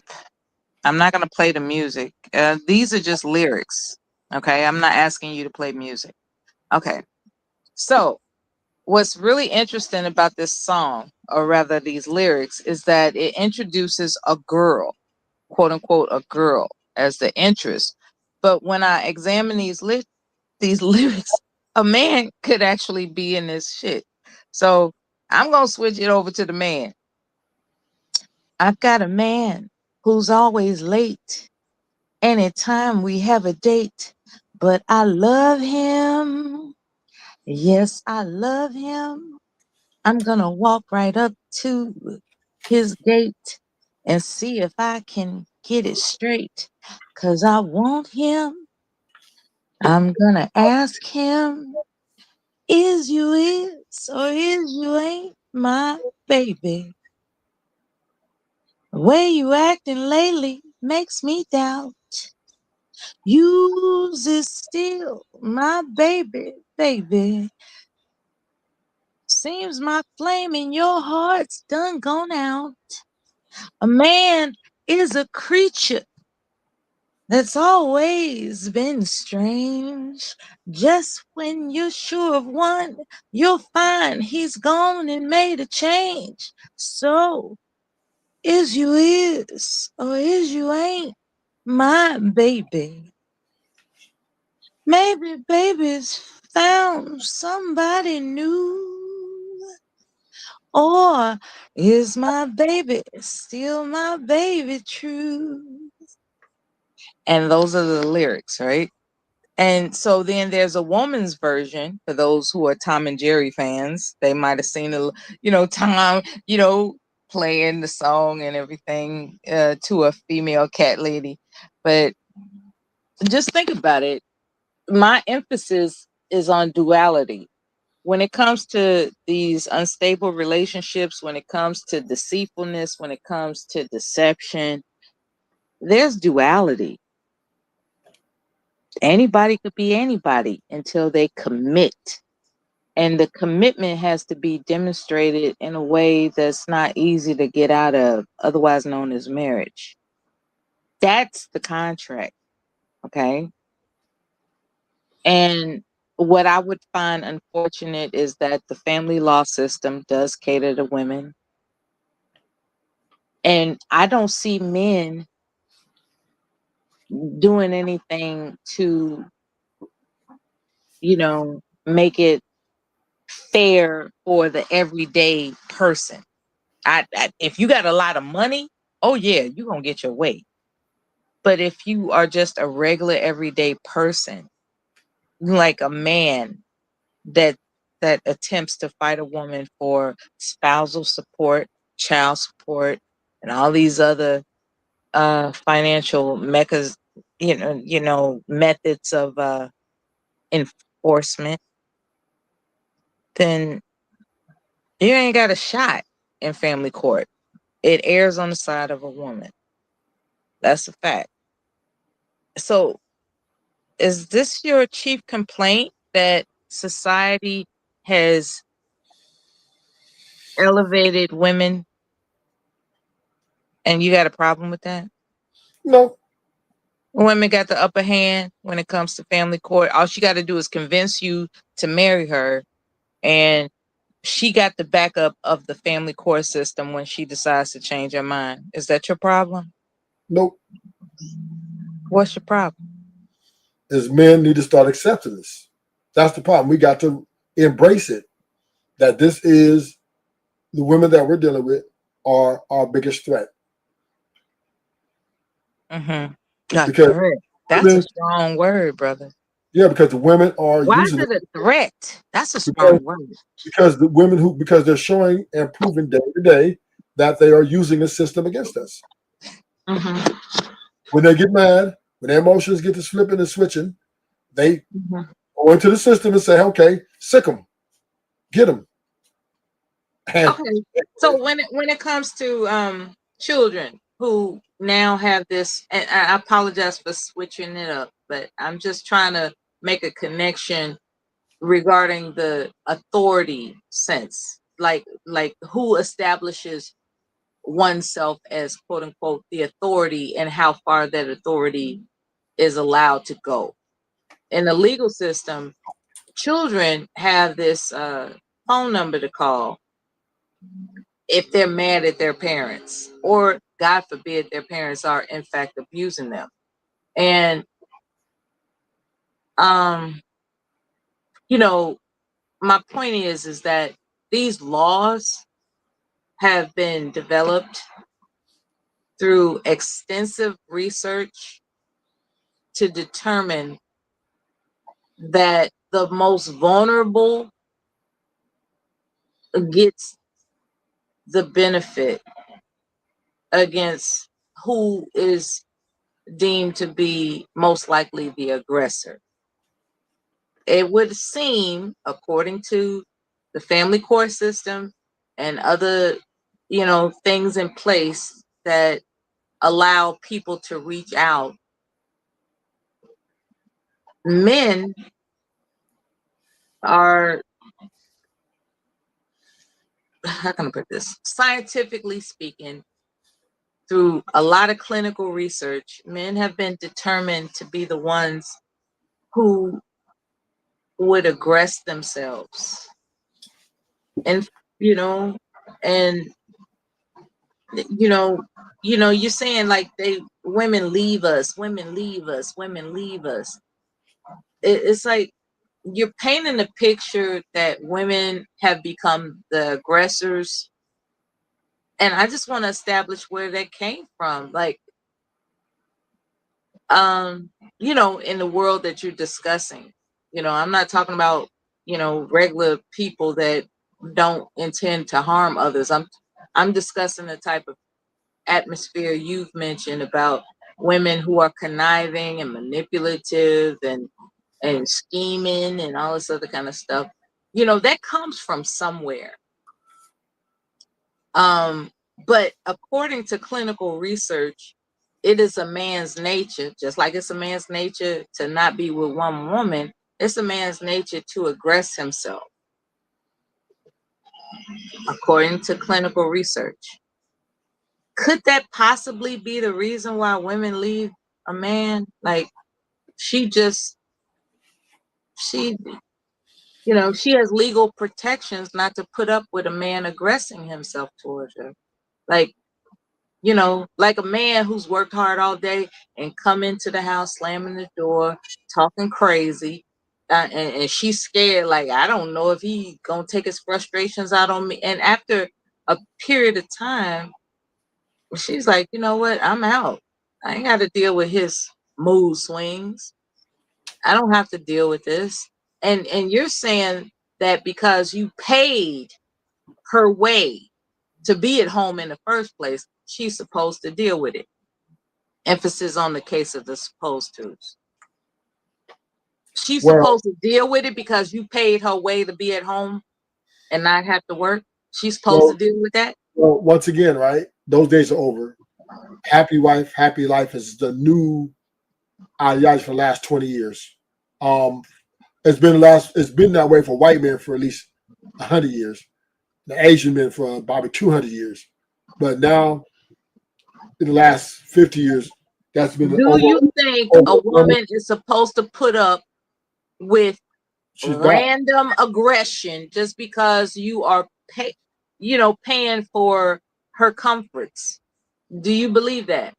If you are being say the answer is yes, most likely. If you're being unruly, yes. And there it is. Like, you think it's cool to give whatever type of shit you're gonna throw at her just because she accepted this opulent lifestyle, right? It's like you accepted this offer of an opulent lifestyle. You should have known. You should have known that I'm gonna come out of a box at any given moment on your ass. You should have known. Like, ain't nothing free. Ain't nothing free. You think I'm gonna give you this opulent lifestyle for you to lay around and paint your nails and figure out, what girlfriend you gonna call? Hell no. You are going to make up for this money I'm investing in you. And you think somebody's supposed to put up with that, right? So once again, right, what you're talking about, if I'm paying for your lifestyle and you to be in a place of comfortability, and I come home and I don't find out you've been out. No, she ain't been out. She ain't been nowhere. You just tripping. No, that just doesn't happen. That does happen. No. Men come home tripping. And if it is, this attitude, you've been here all day, and I've been out encountering things that I'd rather not. Since you got the privilege of sitting home not dealing with what I had to deal with, I'm gonna make you pay for what I dealt with, right? We can't quantify that. I'm gonna take my frustrations out on you because you're here, right? I don't hear women complaining about that. Then why are they leaving them? Why are they leaving?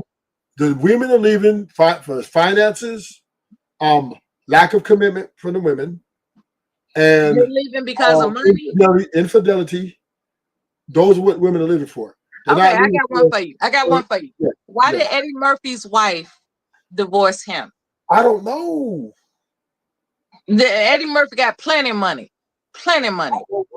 The same thing why and she left him. And she left him. Tyrese's wife left him. Aisha Curry said she graduated from marriage. So some women, they want to graduate because they no longer want to be under a rich man's thumb. No, because they be tripping.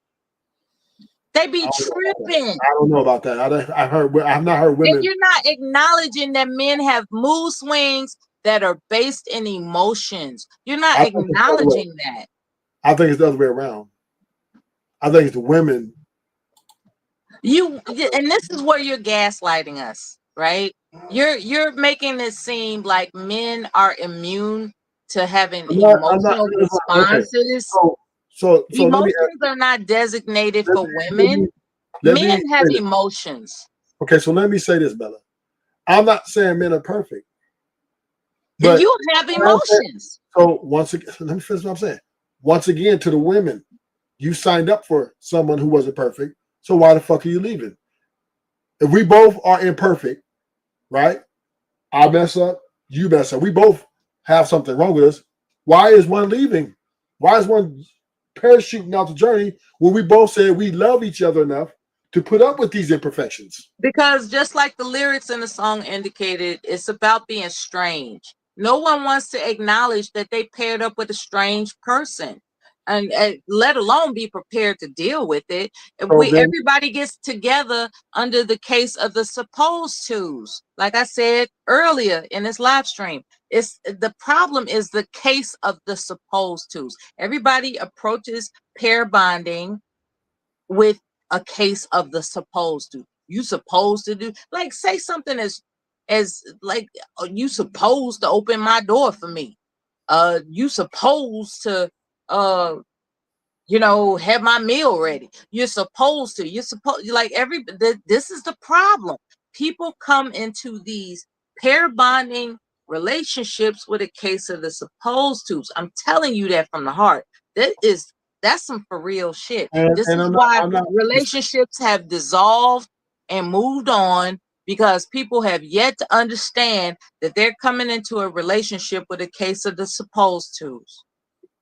So in that case, then once again, right, that limit only falls on the women, right? For the most part. Men too, when it comes to loyalty, I guess, loyalty and cooperation, because men think that because they're paying and providing a lifestyle of somewhat for this, supposed tos. Yeah. Okay, but reason why it's more on a woman, because the woman is taking that deal. She's saying, I'm giving this back to you for this money. So it's not like he's forcing her. She's saying, okay, and this is not only was he put an offer up, this was her expectations. Right? She expected him. She expected him to pay for those things, right? She expected him to do that. If he won't, and he expects her not to go outside without his permission, right? And in return, the woman is offering this to him, though.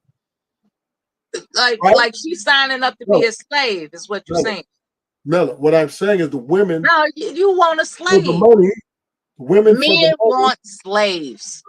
No, how we want slaves? And now you're angry because women can afford not to be slaves. Mela's trying to come up here and twist my. Okay, Mela. No, men don't want slaves. Men want you to do what you do. Like, they want you to be able to. Men want slaves, and you're angry because women can afford to not be slaves. No, it's the opposite. That's all this is about. The case of the supposed tos. Women were supposed to be our slaves. I'm going to finish my statement, Mela. Women are the one with the higher expectations. Women are the one with the greater expectations for men, right? Men typically acquiesce to women, right? For the most part, men don't. I got 10 minutes. I got 10 minutes, then I gotta go. Okay, I'm gonna say this last part. I'm gonna let you finish. Men typically acquiesce to women, right? They don't come in. Men don't come in with demands and expectations. The women come in looking to conform to that woman's standards, right? So that man won't even approach that good-looking woman, and as in he's economically capable of taking care of that woman because he knows to get that attractive woman over there, that her expectation will be to make him her man or her future husband will be he will have to take care of her. So the men, we don't come in with a whole bunch of expectations. We come in trying to be the best suitor for that woman. The woman is the one with the expectations. Now, and the woman with her expectations is saying to the man who's meeting those expectations, okay, for that, you meeting my expectation, the price that you're paying, I'm going to give you back loyalty. I'm going to give you forever. I'm going to give you the ring. I'm going to accept the ring. I'm going to accept the wedding because I'm giving it to you because you earned it. This is her pay. She's paying back. This is the product that she's giving him that he's paying for. So this falls on the woman. This is why they leave the most. This is why y'all leave the most, because what? Y'all have everything to gain and nothing to lose. Because y'all don't invest in men. So when y'all think about it, y'all evaluate, damn, why am I here? Like you said, Mella, why I got this? Why this? Why I'm here when I can just do I ain't got no money invested in him. But we've been together 10 years. What I spent with about $2,000? That ain't shit. Got him a couple birthday gifts and some socks and a t-shirt for his Father's Day. Then y'all say, oh, did I get the kids too? And he's going to give me a check? So yeah, you guys are out of there. Fuck him. I don't give a fuck how you feel. I don't give a fuck if we go broke. It's all about me. And y'all are the self-centered ones. You guys aren't, because you guys don't want to pay. You guys don't even want to tip to pay the money back. Even though the man isn't asking for the money back, right? But you guys don't even make the gesture to say, you know what? I feel I want to pay you the money back. Or at least perform for the money which you're paying me. Go ahead, Mella. All right. I got 3 words. Or rather, I'm going to say this. And then I got to go. I want you to put the link to this panel in the chat room, since I don't have a wrench. I can't do it for you. So that somebody else can, talk to you about this, because there's more to be discovered. And I'm going to leave with this. Mary J. Blige.